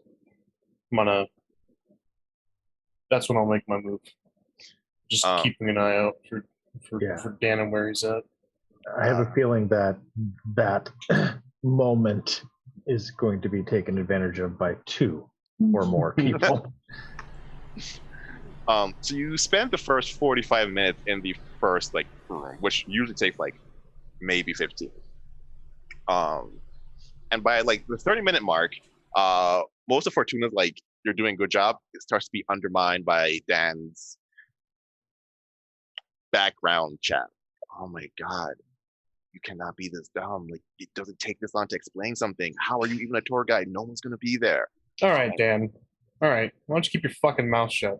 How about that? Excuse me. I'm just saying, Yeah, no. Your job is to stand there and make sure we don't touch anything. That's all you're doing here. That's it. No. Remember the first museum rule: don't be an asshole. You're failing it, Dan. You've already broken the. Yeah, you're being a dick, Dan. You're breaking the rule. Crass wait, no. It's okay. It is my fault that I'm taking a long time. I'll do better. No, you're doing fine. You're doing great. Listen, you're doing great. Some Midwestern couple with socks up to their knees is going to come along and want to hear everything you just told us 5 times over. Yeah, no. This is why people come here. Krishna, here's what you need to remember. Dan is not part of our tour guide group. So whatever info, whatever his pop-off comment is, it doesn't matter. Yeah, Dan is insignificant. Our question. Insignificant. Yeah, you fucking heard me, Dan. And the left hand starts reaching for that Excellent. sidearm. Sir, I will call the cops. Let's see what kind of roll this would be. Make my day, Dan. Persuasion. What room are we in? So you're still in the leftmost room. So that's the one that has the paper mache mask outside and a few masks behind glass, along with some other. Okay, but not the one we want. Yeah, not there, not yet. Okay. Yeah. Give me a persuasion presence roll, as Dan is. Yeah, I will call the fucking cops. Persuasion. He thinks he's the. You will have two complications though. One, because Dan is Dan, so he's not easily persuaded. Two, because Dan is already in trouble for this, and he's not going to use logic to like think of a way to not be in trouble. I mean, like, homie, like I can get you in the most trouble. Do not fuck with me.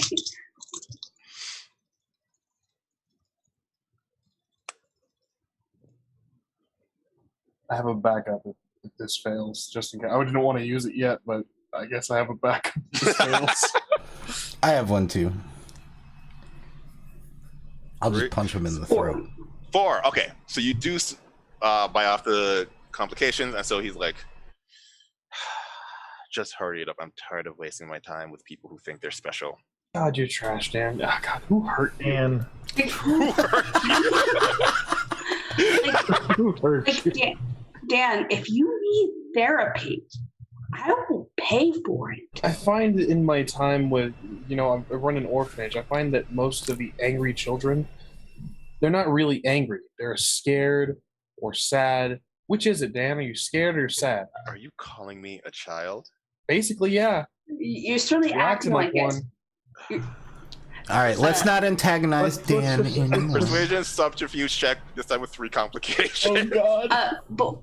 But I'm assisting Gilbert. Does that mean anything? Usually, yes, but you're assisting him by calling him a child, which is the thing that is like antagonizing.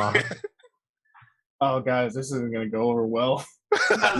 As soon as Dan had started reaching for his gun at any point, I am not gonna let myself be outside of like a quick step melee punch from Dan, because Gotcha. if he pulls his gun, I'm just gonna fucking knock it out. Gotcha. Yeah. So Andromeda pulls out her phone Mm-hmm. and she texts Nestor, and she's willing to risk starting friends again. Like, she's willing to risk it, and she's like, "Okay, so there's someone I might want you to eat, but at the same time, I don't want you to eat him because I'm afraid he will give you a stomachache." He texts back, "Wait, who is it? I haven't eaten anything all day after I got my coffee donut. That actually didn't sit well." His name is Dan. He's a security guard at the museum. Again, the world would probably be better off without him, but at the same time, tummy ache. So there's, If you get me a mask, I'll eat him. I already have a stomach ache. Like, what's another? Kissy face emoji. Mm-hmm. I'll sit down and watch the entire first 3 seasons of Friends with You with no complaint. He takes a picture of season 2, episode 8, like, and just sends it to you because why not? With 1 dice to roll, I got 0 successes. Well, all right. So he does pull a gun on you, but Fortuna was already there. I'm gonna punch him in the throat. Give me a close combat, and then whatever your best physical attribute is. Yeah, that's might. Right? Yeah. Are you using your braces, or are you just like using a physical attack?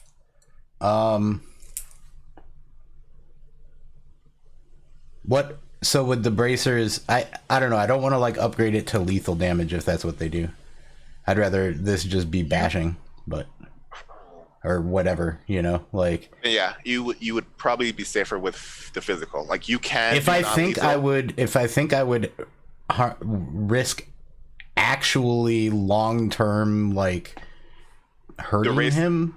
Yeah. With the bracer, then I probably they disrupt reality. So yeah.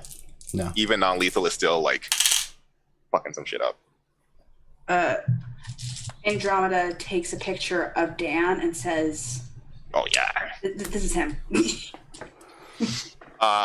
Nestor's like, "I'm on my way.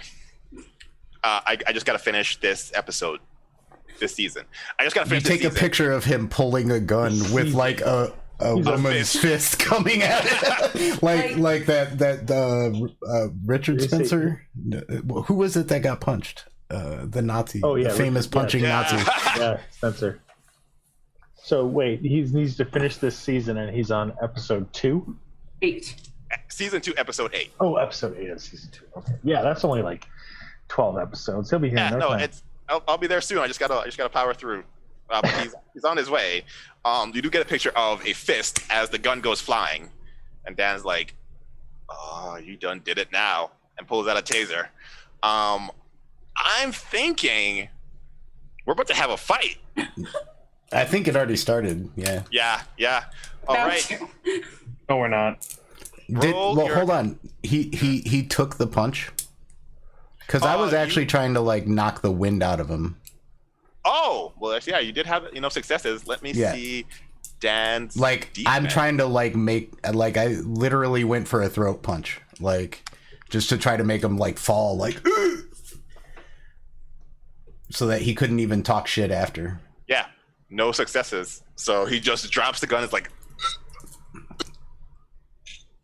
how big are you now, Dan? Like I looked down at him. Let's continue this tour without Dan. Krasen's like, he'll be all right. I like grab the gun. I'll give this back to you when we leave. Yeah. Andromeda takes the taser. Fortuna, why don't you continue the tour with Krasna, and I'll sit with Dan, and we can talk about his life choices. I don't know if I'm allowed to do this. It'll be fine. You're doing fine. I need my book. I need my rule book. Okay. So if a guard tries to shoot somebody, they don't have a section for this. What? Yeah, no. Because guards aren't supposed to try to shoot people. Exactly. Yeah, right. No. Guards aren't supposed to have guns. And think of it this way: this is the most stressful situation you're going to be in. The rest of the tours are going to be just fine. I thought this was supposed to be an easy tour. Yeah, but no, this is getting you ready. This is going to be more difficult. Get you ready for the easier stuff. Think of it that way. It's just a drill. Okay. Think of it as a drill. Yeah, so like, basically anything that's going wrong here, for example, just something that you know how to deal with in the future. So again. For example, I mean, you're a tour guide. Guide the tour away from the conflict. That's something that people don't need to see. So just take Fortuna and the other two, and I'll sit with Dan. We'll talk. We'll have a conversation. We'll figure out where he went wrong in life. Okay. His parents met, maybe? Yeah, probably when he was born. So should I should go? I should stay. Yeah, what's in that room over there? I'll point down the hallway. And she'll just walk in a direction. So that means we have Henry with Dan, and is everyone else going? Yes. With Krasna? Sure. Yeah. No. Lionfish is not going. Lionfish is going to leave the room with them, but then he is going to fade away. Gotcha. Andromeda, you have like scales or a discoloration, like a deep greenish yellow on your chest. That's because of that like draconic energy. Yeah. She is wearing like a long, like a not so much a turtleneck, but she's wearing like a collared shirt to where like it keeps it hidden with like a scarf. And what like that's enigmatic of someone who has like dragon ancestry or who has been chosen by a dragon. Lionfish also has something like that, except I don't know if you would have shown it, but you don't actually have to show it because you have that knack where you just look like a normal human being. However, when you choose to do so, Andromeda, you turned around and Lionfish just disappeared, like actually is invisible.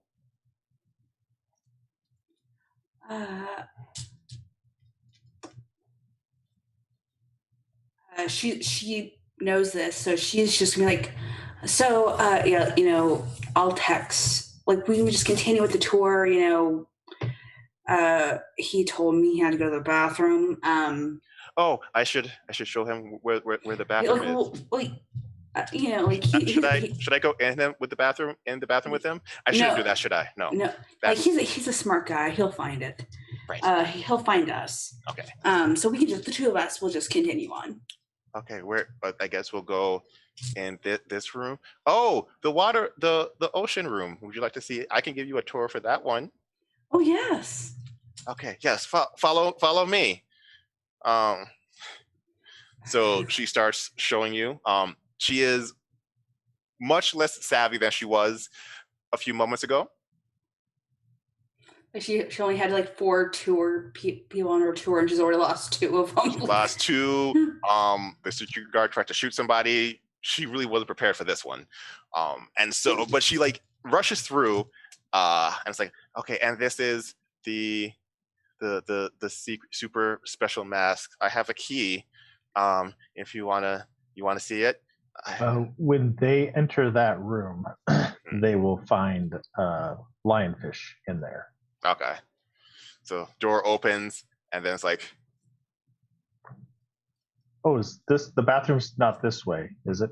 no, bathroom is the other. I can share the bathroom. Come on. No, that's fine. We'll go later. Okay. Wait, he's in a locked room? Yeah. I don't think I'd let that one go. Like, I think that's gonna... Yeah. Wait, how did you get into a locked room? It was open when I came through. Do I believe? This is what we'll do. I want from Lionfish a subterfuge manipulation roll with. Like Andromeda's just gonna say, but I thought you could. You told me you could read. 3 complications. Whereas Fortuna will give me an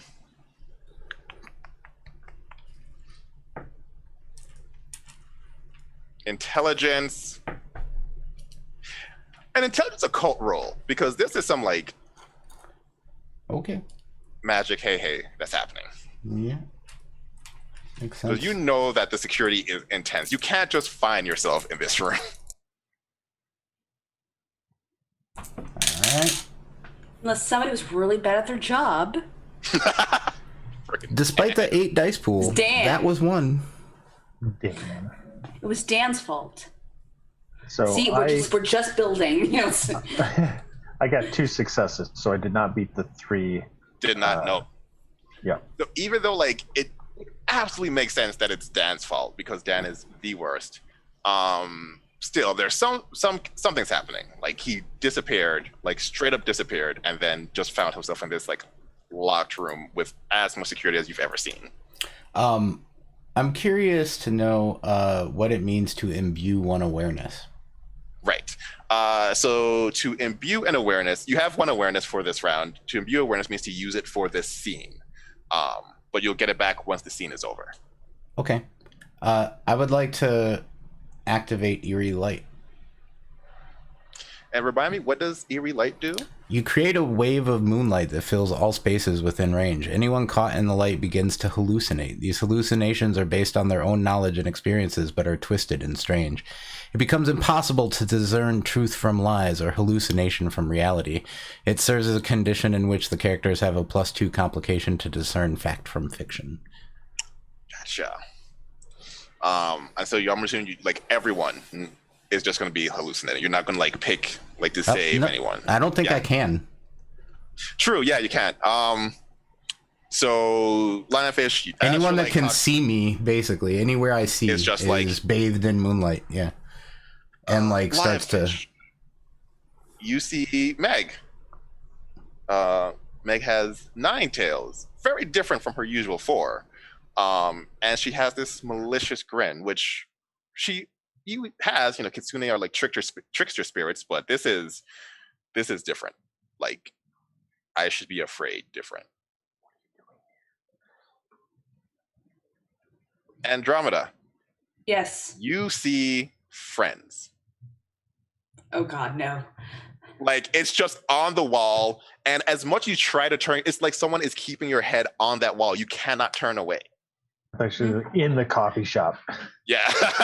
You're in the coffee shop. What the? And Krasna seems to be suffering a similar hallucination.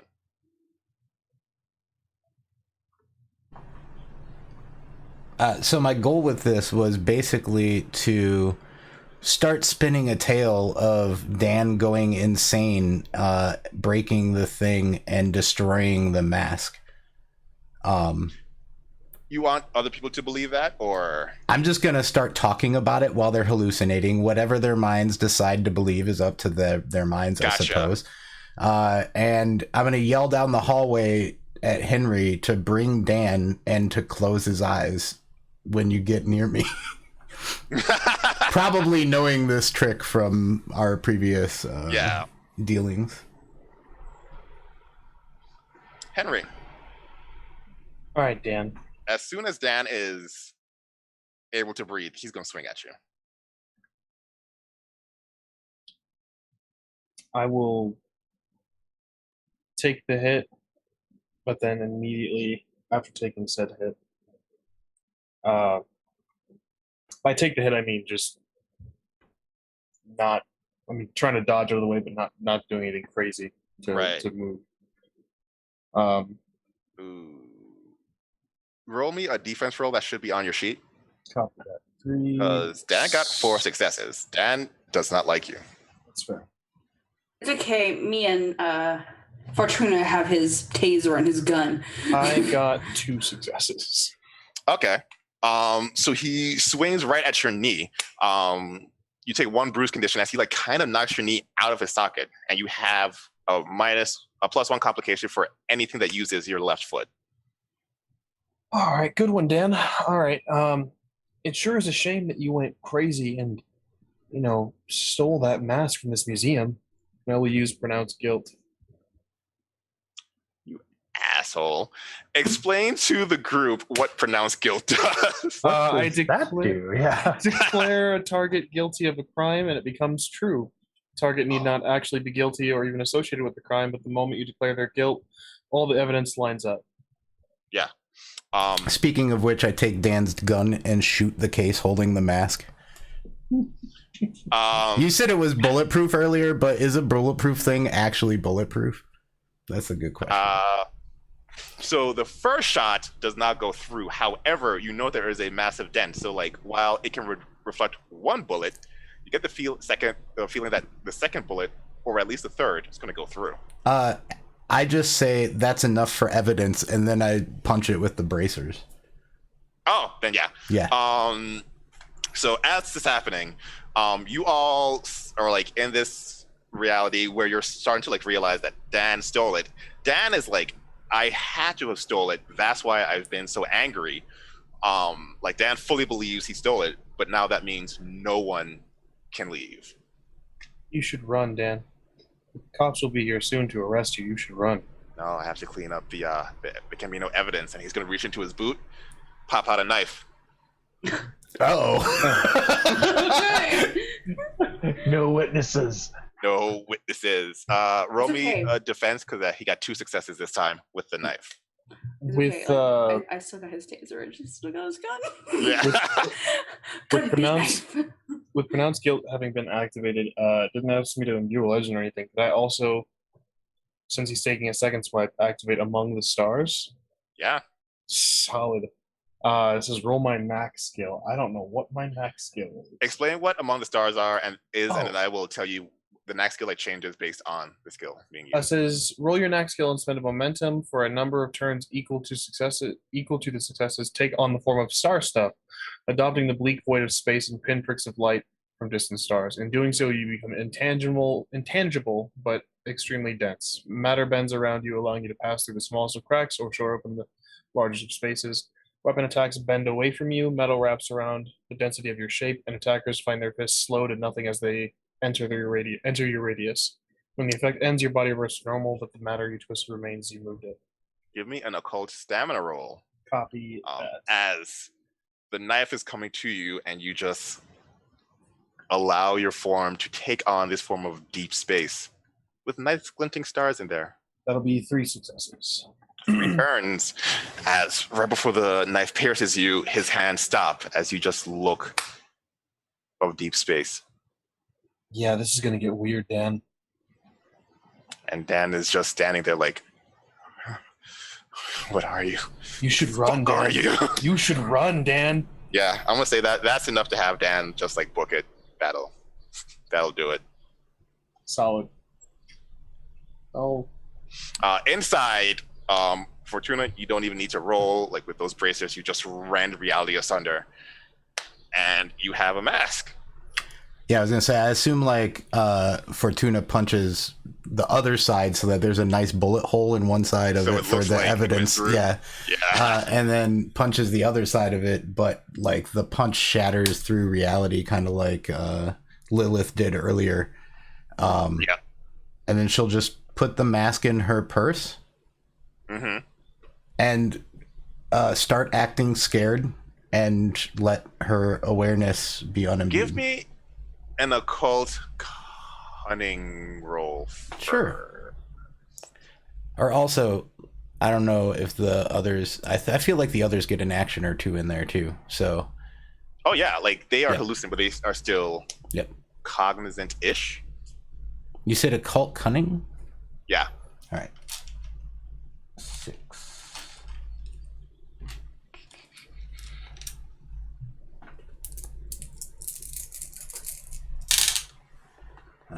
1, 10, 2 8s. So 4 successes. This is not the mask.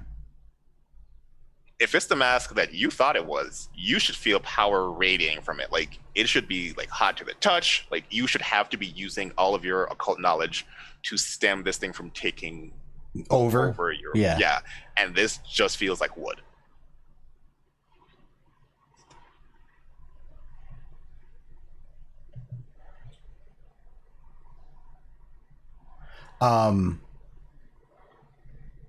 This is a replica.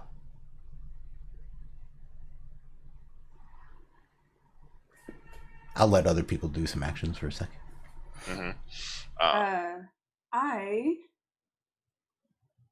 My presence of magic.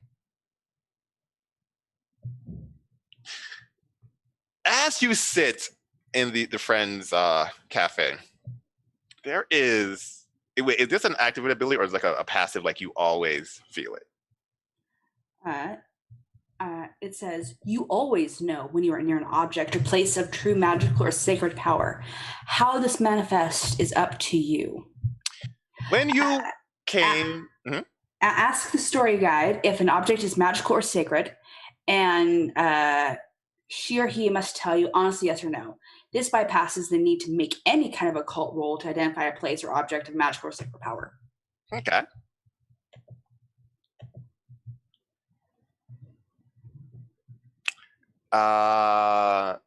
When you, before the eerie moonlight took over your senses, that was a normal mask. Like there was no magic emanating from that mask. However, as you came to the museum, you definitely felt magic. There is something of immense magical power in this museum. It's not that though. All right.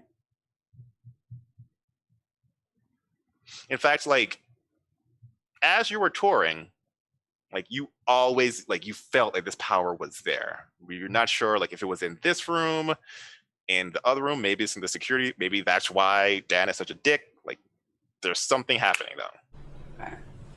I come back out from the moonlight room towards Ramos too, or towards west, I think.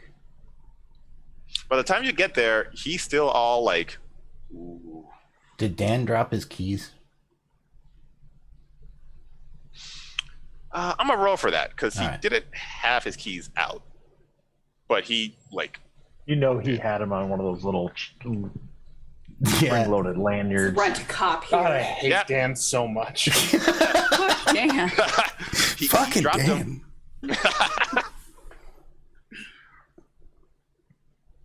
So you did drop him or no? Yep, he dropped him. About 10 feet from where you are. It's not that mask. So we need to find the real one then. How are our friends doing? Are we I don't know. They were compromised? babbling about. I'm sorry. I've not watched Friends. Can someone give me a Friends scene that y'all were babbling about? I've Central not watched Perk. Friends either, so. I Uh, also have not watched Friends. I've Coffee shop seen- called Central Perk All right, is where a lot of it takes place. sure. you hear Andromeda just like what you would hear about is like Andromeda talking about like how Ross Geller is a creep and just like I think they're watching. why am I Friends. here? Or at least one of them is. Yeah, I don't know what that is. We have to find the real mask. Otherwise, this was kind of all for nothing, and we just ruined a man's life. I saw But, I a mean, secret you gotta room. deserve Maybe one of those keys will get us in it. To the secret room. Wait, did you know about the secret room? Yeah. Oh, that's a good question. Right. I knew about the secret room. Yep. Fortuna, because she was still on property and her knacks allow her to like expedite time while essentially still being there. So whatever you all learned while you were on the property, she also learned. Okay. There's like a knack that lets me just absorb that kind of clue too. So even if I had missed it, I could ask the storyteller to tell me about it from last scene or whatever. It's like some weird knack for something. Okay. Chaz, you said this lasts for 3 scenes or 3 turns. 3 turns. Copy. So I should be fading by Yeah. this point. Yeah. Okay. Upsetting. Yeah. We'll keys and see how it goes. I'm gonna check on our friends just to make sure that they're safe and sound. They don't deserve to suffer or anything like that. But if you want to take the keys and check the back room, by all means.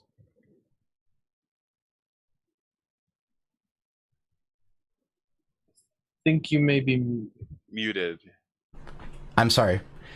Now that I'm not muted, the reason I pulled that trick, though, I think they might be something.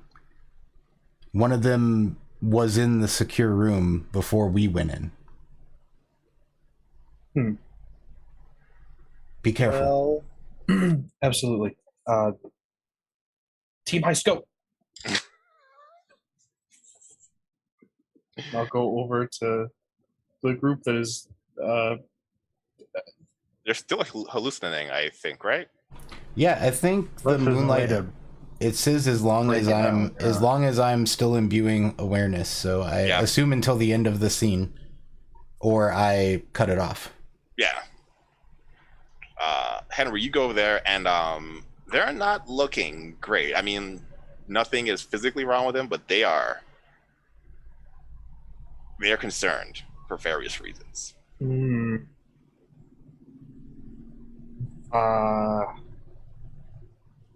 I'm trapped in a world where Ross Geller is real. Yeah, I don't know if I can let that stand, but I also don't want to compromise the mission. Oh man. Save me, Henry. Oh God, my heart.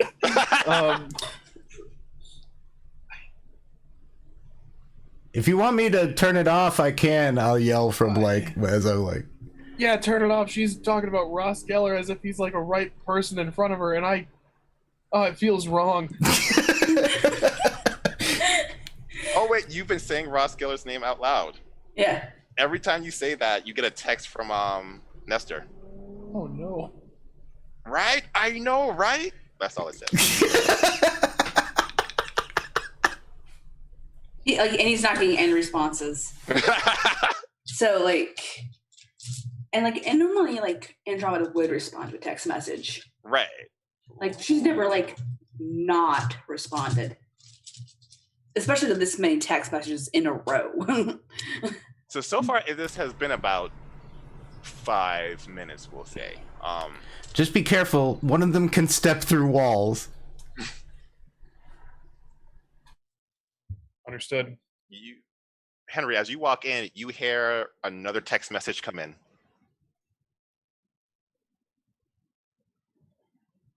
I'll deal with that whenever they. Yeah, drop the thing. They look like they're suffering, and they're just bystanders at this point.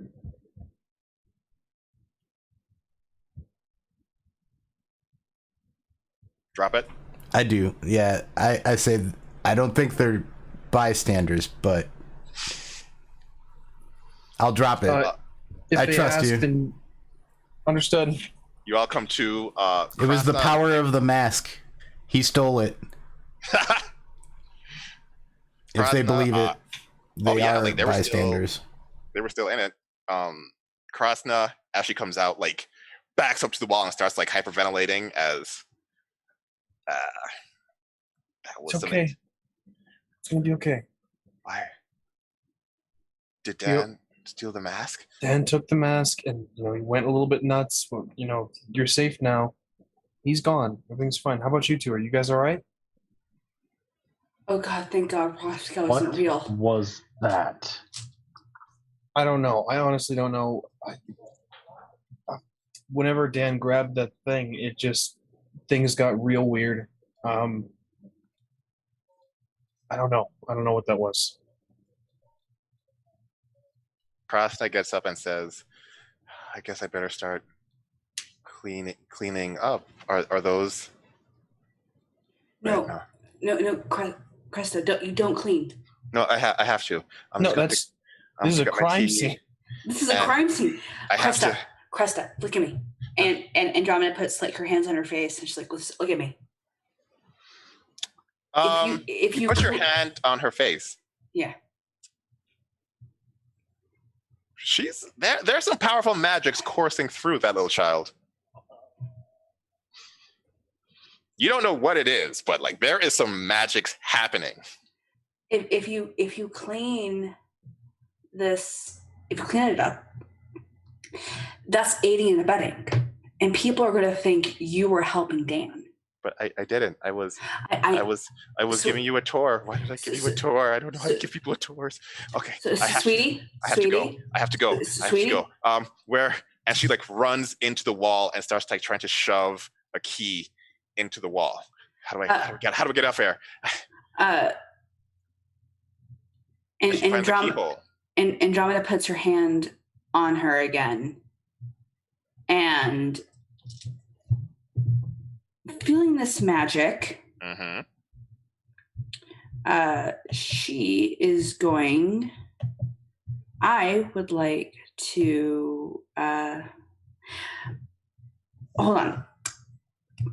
So, is she sacred or is she just magical? Not sacred, definitely magical. Okay. So, hold on.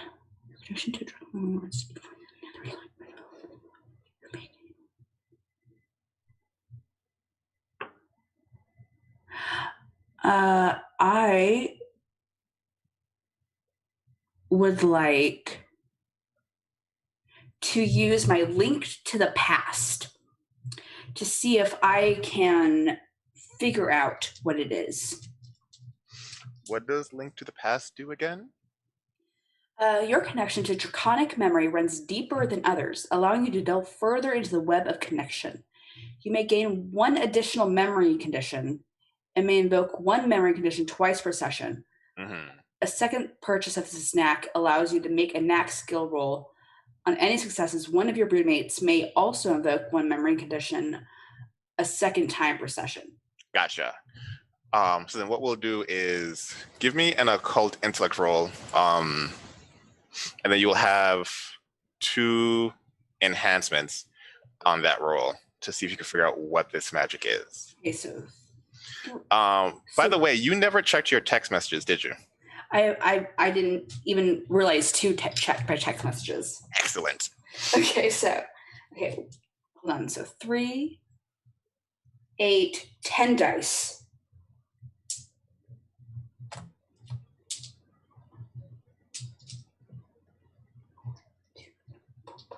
6, 7, 9. Fortuna and Henry, 10. You hear something stomping in the distance, like very far.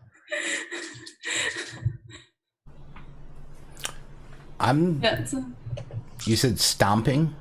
Yeah. All right. I'm trying to find the door to the secret room. She just unlocked it. Ah. I think. Yep. Well, I'm in a different part, trying to steal the mask without y'all knowing where I am. So I'm trying to find the door to the secret room in the wrong spot. I know where the room is, but I'm like at where the back door would be if there was one. You know what? Give me a survival. Yeah, let's go survival cunning. You're like trying to suss out where another entrance could be.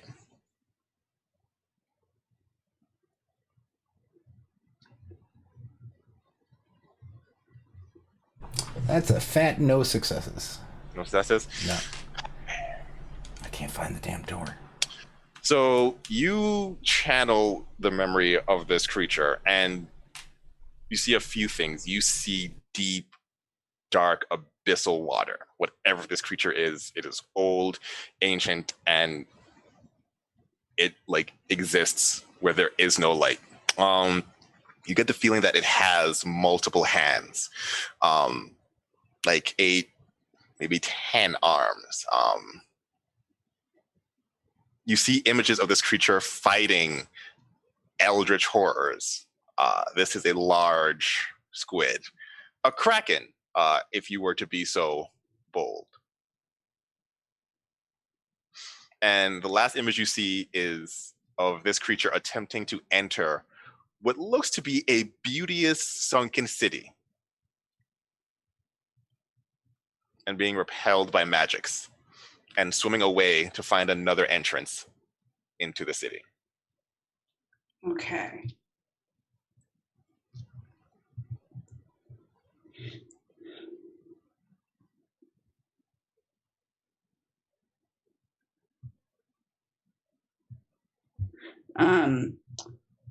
So basically what I saw was Cthulhu fighting someone else, trying to get into Atlantis, didn't make it, try to find no way in. You saw whatever this creature is fighting Cthulhu, then trying to get into a city. I see. And that's the power I get from her? Yeah. So either that is her power or she is channeling that power. That you cannot discern, but Because and her name is what again? Krasna. Krasna. Krasna. Yeah, yes.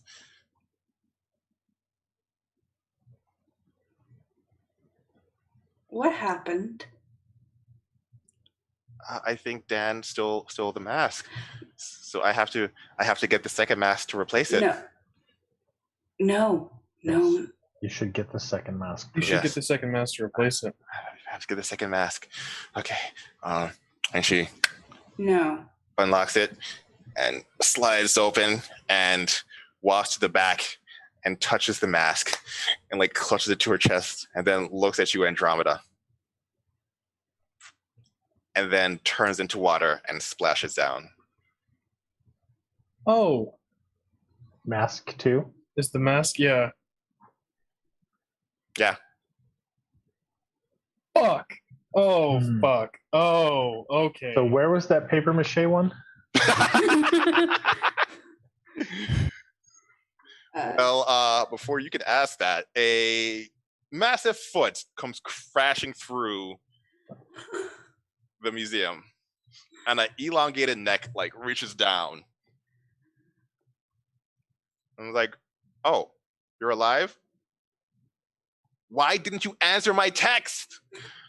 And then Nestor, the Loch Ness monster, shrinks and turns back into human Nestor. What? Nessie. Okay, so I love clearly it. you guys have some secrets. As do you. Not to get them involved. You made us. What are you talking about? We were fine until. When the foot crushed down, does it like break down the wall that was between me and the... Yeah. All right, cool.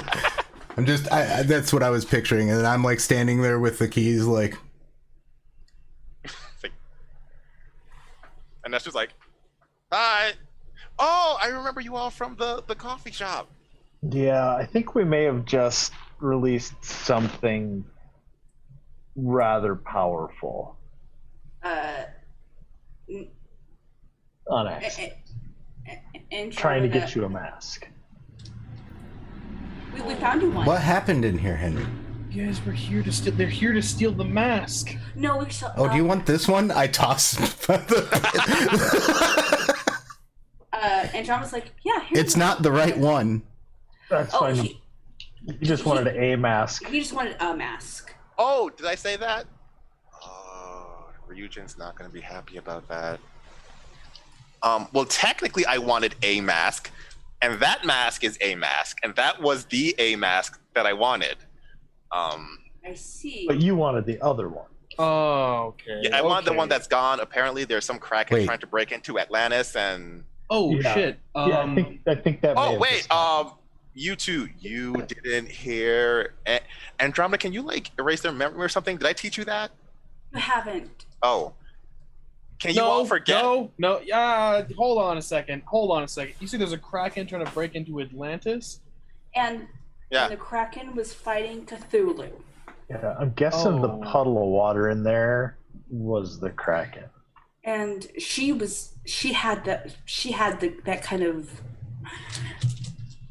like, I felt that power coming from her. Right. Okay. Lilith will not be pleased. Yeah. Neither. Wait, you know Lilith? Shit. And what about You you? didn't see me. And he just slowly starts walking back. So Lionfish will turn to Henry and say, and you? I guess if we're just being, I mean, we might as well. I mean, yeah, bring for it all out brevity's in the sake, open. We're Scions. That kind of figured that part out. Yeah. Right. I take it you guys are as well. Yeah. And my understanding is, like, dragons, like the draconic ones, like me and Lionfish, are like people don't know about those ones. Yeah. Right? Fortuna and Henry know that there are draconic scions, but draconic scions are not out in the open. And then it's very rare for people to even know that, like, Henry and Fortuna would exist, because, like, knowledge of Cthulhu is opening your mind to that kind of thing, which most people don't want to do. Yeah.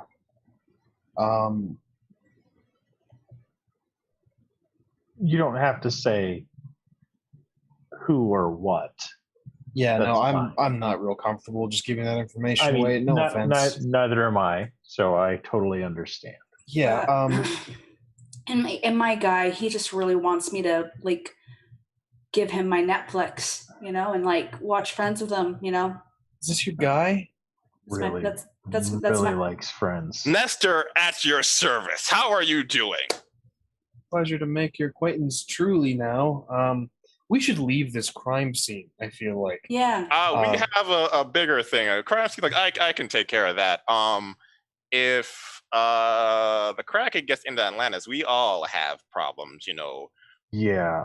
Blood So we should flooding the world, and take care of that. yeah. You all know how to stop a Kraken? No, but A really big harpoon? do really There well we in go. the water. So Good, because you're gonna need it. excellent. So I guess Team Heist is now Team Kraken Slayer. High fives. Save the world. High Super. fives. You know what? I'm not even mad about this because I've been, like, wanting, like, an act. I was told that, like, dragons want their scions to do shit for them, like, go on missions. So I was really excited that he wanted me to actually do something for him, because normally he just wants me to go get him, like, DVD box sets. Which like TV is shows. important. I don't know why everyone's like, oh, that doesn't count as a mission. I mean, like, sometimes it can be, like, really fun, like, when you ask, like, me to find, like, a really hard DVDs box set to find. But like when it's just one that I can find at like any store, it's like, oh, okay. But like when it's like I have to actually find it. Sometimes the simplest mission is the most important one. you But yeah, know, we have enough time to do that. So get on my back. Also, I don't know if any of you know how to erase the memory of an entire city, but this is the quickest way I know to get to the ocean. So No, don't really have that ability now. all right, well, it's not really. if you But can, what but as soon as you teach me how. What size scale is he? believe 5. Never mind. Yeah. I can affect up to a scale 2. 2? No, he is large. I mean, he has the ability to shrink himself down. But he wouldn't be able to carry us. Carry all of you now. Yeah. Okay. No. All right. So I'm assuming everyone is jumping on the Loch Ness Monster's back. Yeah. What a fun sentence. Right? Nessie ain't got no wings though. Wasn't how I expected this to go, but sure. Nope. Yeah, let's do this. I've seen scarier things than a Loch Ness monster, Right? I mean, he's a nice dragon. like Yeah, he Henry a just couple minutes ago. Yeah. Yeah, like he just really wants, to like, Netflix and black coffee from Starbucks. But friends? He doesn't know much about like TV. I've been trying to get him to like watch like other things. Should try he, like, Leverage. Leverage is fun. Oh, I like Leverage. But he hyper focuses. Like that's his like that's like that's the problem. It's like He turns around and is like, I don't hyper focus. I just like what I like. It's like I can get that. like I run a D&D campaign that he plays in. Guess what he plays? A friend. Well, he plays a dragonborn There it is. draconic bloodline sorcerer. Yep. Nestor, the point of fantasy is that you play something that's you can't be. Don't ruin my fun. I'm not trying to yuck your yum. You got to do what Hey, you let's not gatekeep, all right?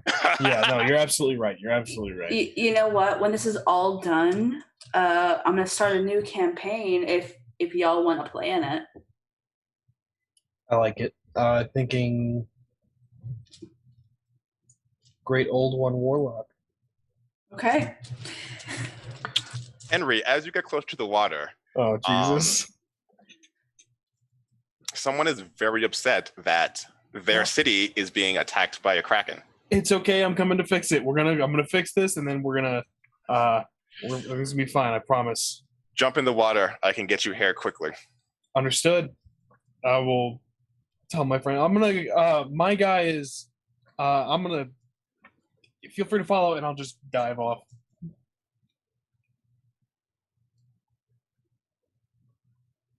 I assume no resistance. No. Here's the thing. So you are now all underneath the water. The only light that is coming from this like beautiful city. Everything else is pitch black.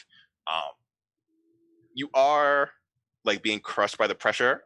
Nestor is using whatever magic he can to keep you alive, but it does not make it any less uncomfortable. And swimming with its tentacles around the entire city and slowly like osmosizing inside due to the power of this mask is a massive squid with the tiniest mask like on its head. So I can see that mask? Yeah. Okay.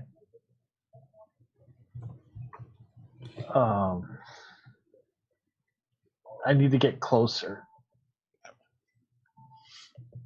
You're free to swim up closer to the kraken. What's my movement? 6. So movement in Scion isn't like a D&D. Like you have like 6 numbers. It's you can go from like a long super long distance to a medium distance to like close range type thing. Okay.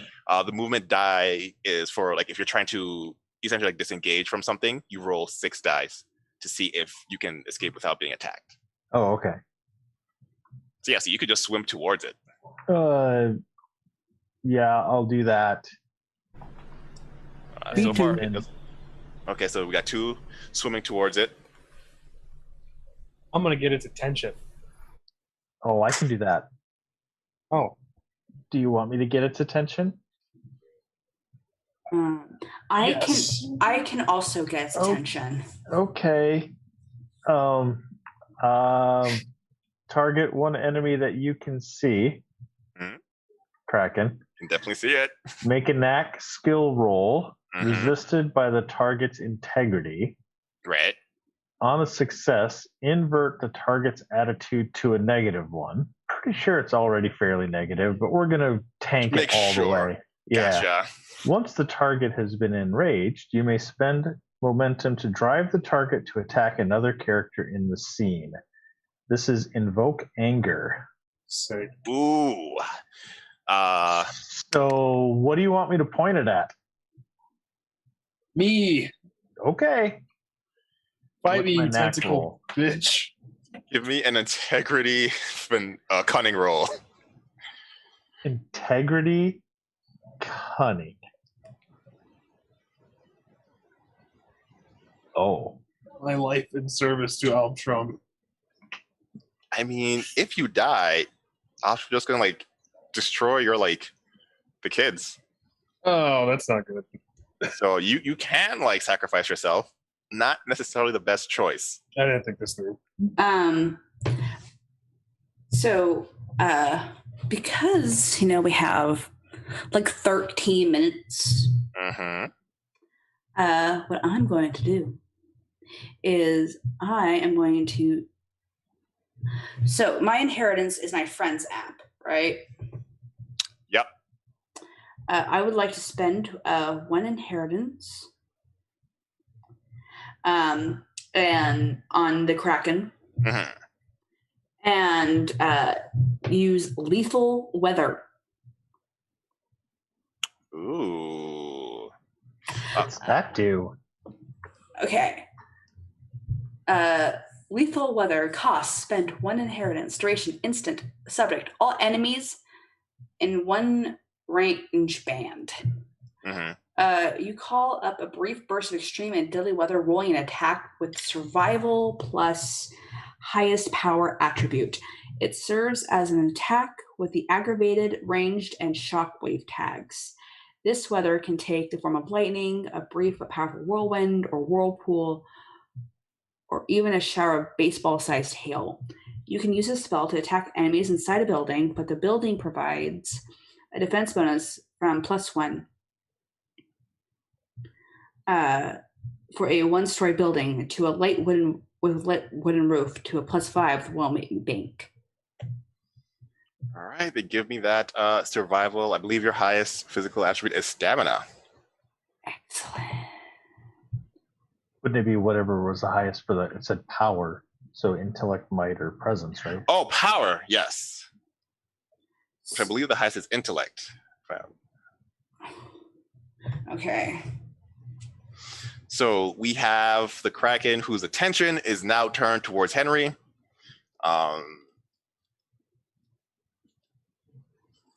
As Lionfish is like invoking this anger within.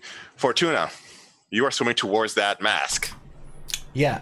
So does awareness refresh scene to scene? Yep. All right. I'm going to imbue an awareness for temporal shift.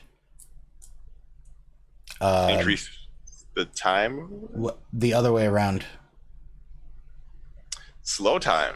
Yeah, so that I'm going faster than time. Interesting. So I get to make more actions, or basically it'll give me a +2 enhancement. But as it approaches to attack Henry, I want to try to like sucker punch it with like a flurry of blows. But from outside, it kind of appears like I almost step out of reality because you can't really follow me anymore. Right. So you're all like watching to make sure everyone is safe because you are actually fighting the Kraken. At some point, you're watching Fortuna, and all of a sudden, she shifts, and she is not where she was supposed to be. She's like 10 feet to the right, which makes no sense because she's swimming, and then all of a sudden, she's just gone and is right up on the Kraken's eye, like with a fist just about to hit it.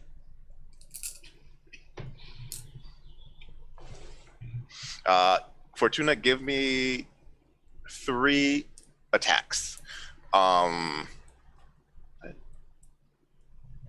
3 occult might attacks. Occult 5? might. Yeah. All right. Okay, so then what type of weather would you like to create? I feel like You said whirlpool. That seems like it'd be fitting underwater. I mean, yes, but it gains. Or ice. It has the aggravated, ranged, and shockwave attacks. Mm-hmm.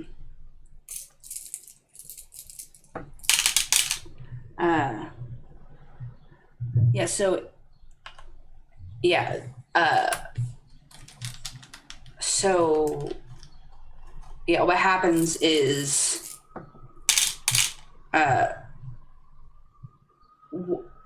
Like an underwater tornado, like it starts like forming, Mm-hmm. and it starts like building, like it to the point where it's like it's like an F3 or 4, Just like massive. and it just attacks the Kraken.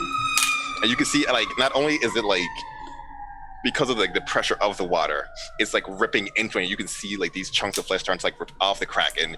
It's also pulling it off the city. So even with the like magic that allow it to like enter, the whirlpool is ripping it from the city.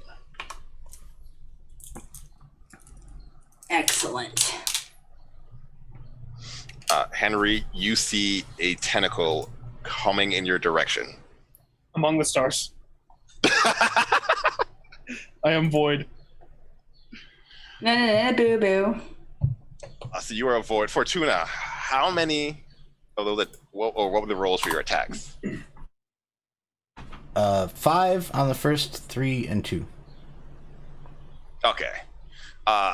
So you miss the last one, like the eye like hardened as you couldn't get through. But the first 3, you like rip into the eyes, and it actually closed the eye that it can't actually see out of that right eye anymore. I was looking. I know you wrote this somewhere, but I don't remember the what the Lilith bracers do. Oh, melee attacks do magic damage. So, and if any of those were crits, I don't think they were. But No, they weren't, because you didn't have enough to buy off a crit. But you get the feeling that like because of the hardness of this creature, like physical attacks will not harm it. Yeah. And so the reality rate. Yeah. So the reality running breaks not only allow you to harm it, it actually does double damage, whatever you would ascribe to that. okay, sure. Magic fist, punch. And you all watch as this like these bright lights come from each of like Lilith's punch as she is cracking reality around the eye of this Kraken. With the immense pain that it's in, combined with the star form of Henry, it's unable to attack. What we all do this round. Cross the distance Mm-hmm. to get to the mask. Easily And- done. You just take one step and you are there. And remove it. As you remove it, whatever headway the Kraken had made into the city is immediately pushed out. Without the mask power, it cannot get in. And you're floating there with a mask. And then fade away. I hold still. And you can tell that one of the eyes is looking at you, and then all of a sudden cannot find you. Anything else for anybody else? That's probably all my turn. Yeah. Yeah. I'm intangible. I don't know if I'll be able to punch this thing. No. Andromeda, Fortuna. I mean, I'm just gonna keep turbo punching. You're just like beating yeah. that. Okay. We don't have to roll dice for it. No. You could just guess. Yeah. Andromeda, would you like to do anything? I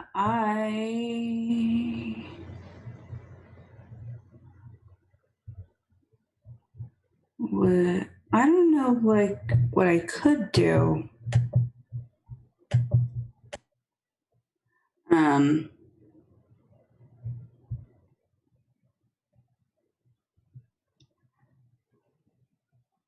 Wait, hold on.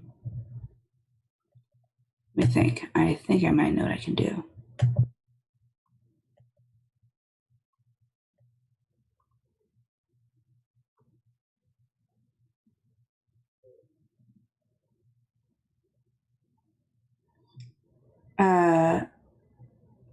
I am going to use Dragon's Breath. Mm-hmm. I forgot about that one. Spend momentum to make a breath attack using any Nax skill or athletics, whichever is higher. Mm-hmm. Breath weapon has the following tags: elemental, your choice, lethal, messy, ranged, short, shockwave. So she is going to swim a bit closer and I believe water is weak against ice. Yeah, that sounds about right. And a Nax skill. So what would I... That would be occult and intellect, I would say. Occult and intellect. And definitely would be higher than athletics. Lionfish, you're standing there with this mask, and like this is the real deal. You feel this eldritch entity like starting to like penetrate your mind. Luckily, you have Ryujin also protecting you in this way. Andromeda? It's occult plus... intellect. Okay.